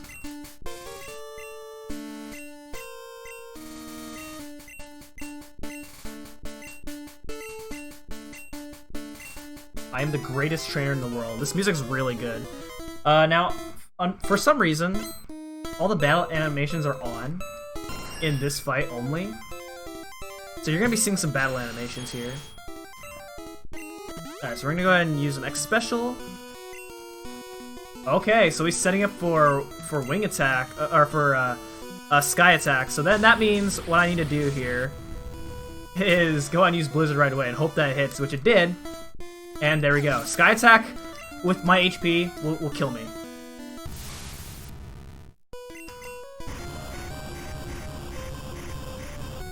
Okay, so then we go ahead and Earthquake the Alakazam right here.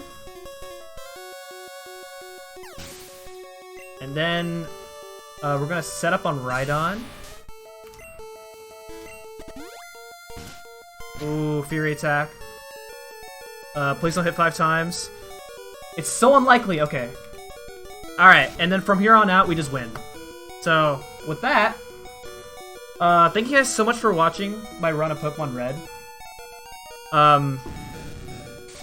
We had a lot of problems during the run. Like, the death in S's Anne was really unfortunate, and me having to go back and buy some extra items was also unfortunate. But aside from that, I hope that I was able to showcase the run in the best I can.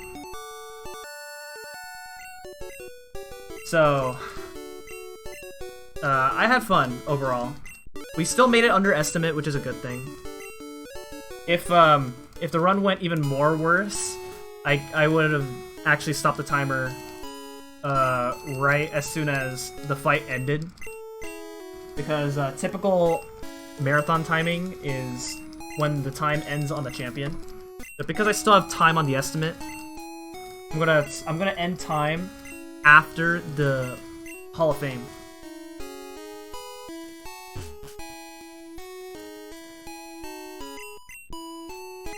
So there's Oak congratulating us.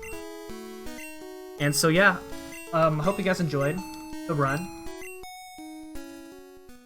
Since we still have a little bit of time left on the schedule, I can just sit through the credits.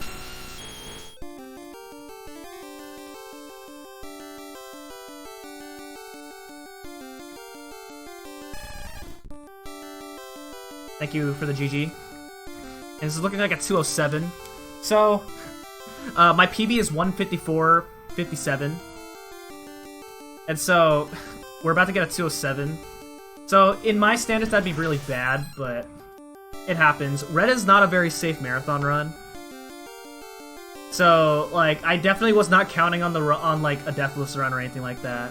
Oh, we got 204. Okay. But yeah. Alright, 207.28. And that's the run. So, this is not really a game that I run very often. Most people who know me in the Speedrun community know that I am best known for Zelda speedruns and New Super Luigi U. So how I got into this game is, like, I wanted to find some RPG to run, so I can say that I run an RPG game. And I want to at least experience what it's like to speedrun an RPG game. And so I got into Pokemon Red through a speedrunning event known as the 12-Hour Challenge. This was February of 2019 that the 12-Hour Challenge was held. And so I decided to try Pokemon Red for the 12-Hour Challenge. I learned the game in probably 5 hours, and then I did my first run, which was like a 2:45 right after that. And so Red's like a really hard game to learn for in 12 hours. I was able to learn all that and then complete a run within under 3 hours. And then I started coming back into this game a year later, around maybe late December. And then I went from my 2:45 all the way down to 1:54. So I nearly cut an hour off of my time. And so, I'm still one of the newer runners in the community. But the community is really friendly. They're able to teach you a thing or two if you want to learn a Pokemon game. Pokemon runs are pretty cool, despite how punishing they can be with all the luck involved. But if you do want to learn a Pokemon run, you should give it a try. There is a Discord server for all the Pokemon games, pretty much.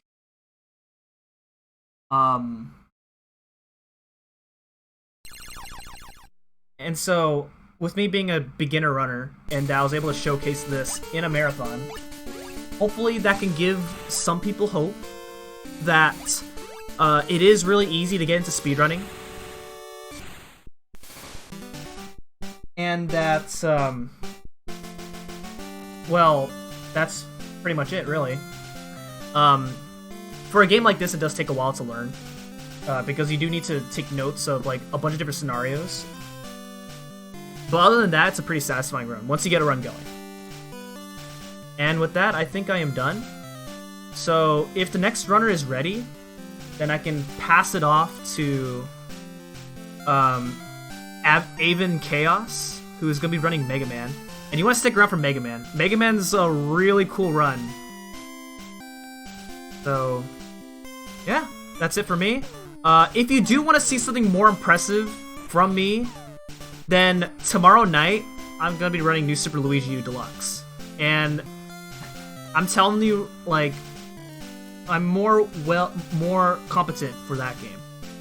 So if you want to see something more impressive from me, you should definitely stay tuned for that tomorrow night. All right, so I'm gonna pass it on to the next runner. So yeah, stay tuned for Mega Man.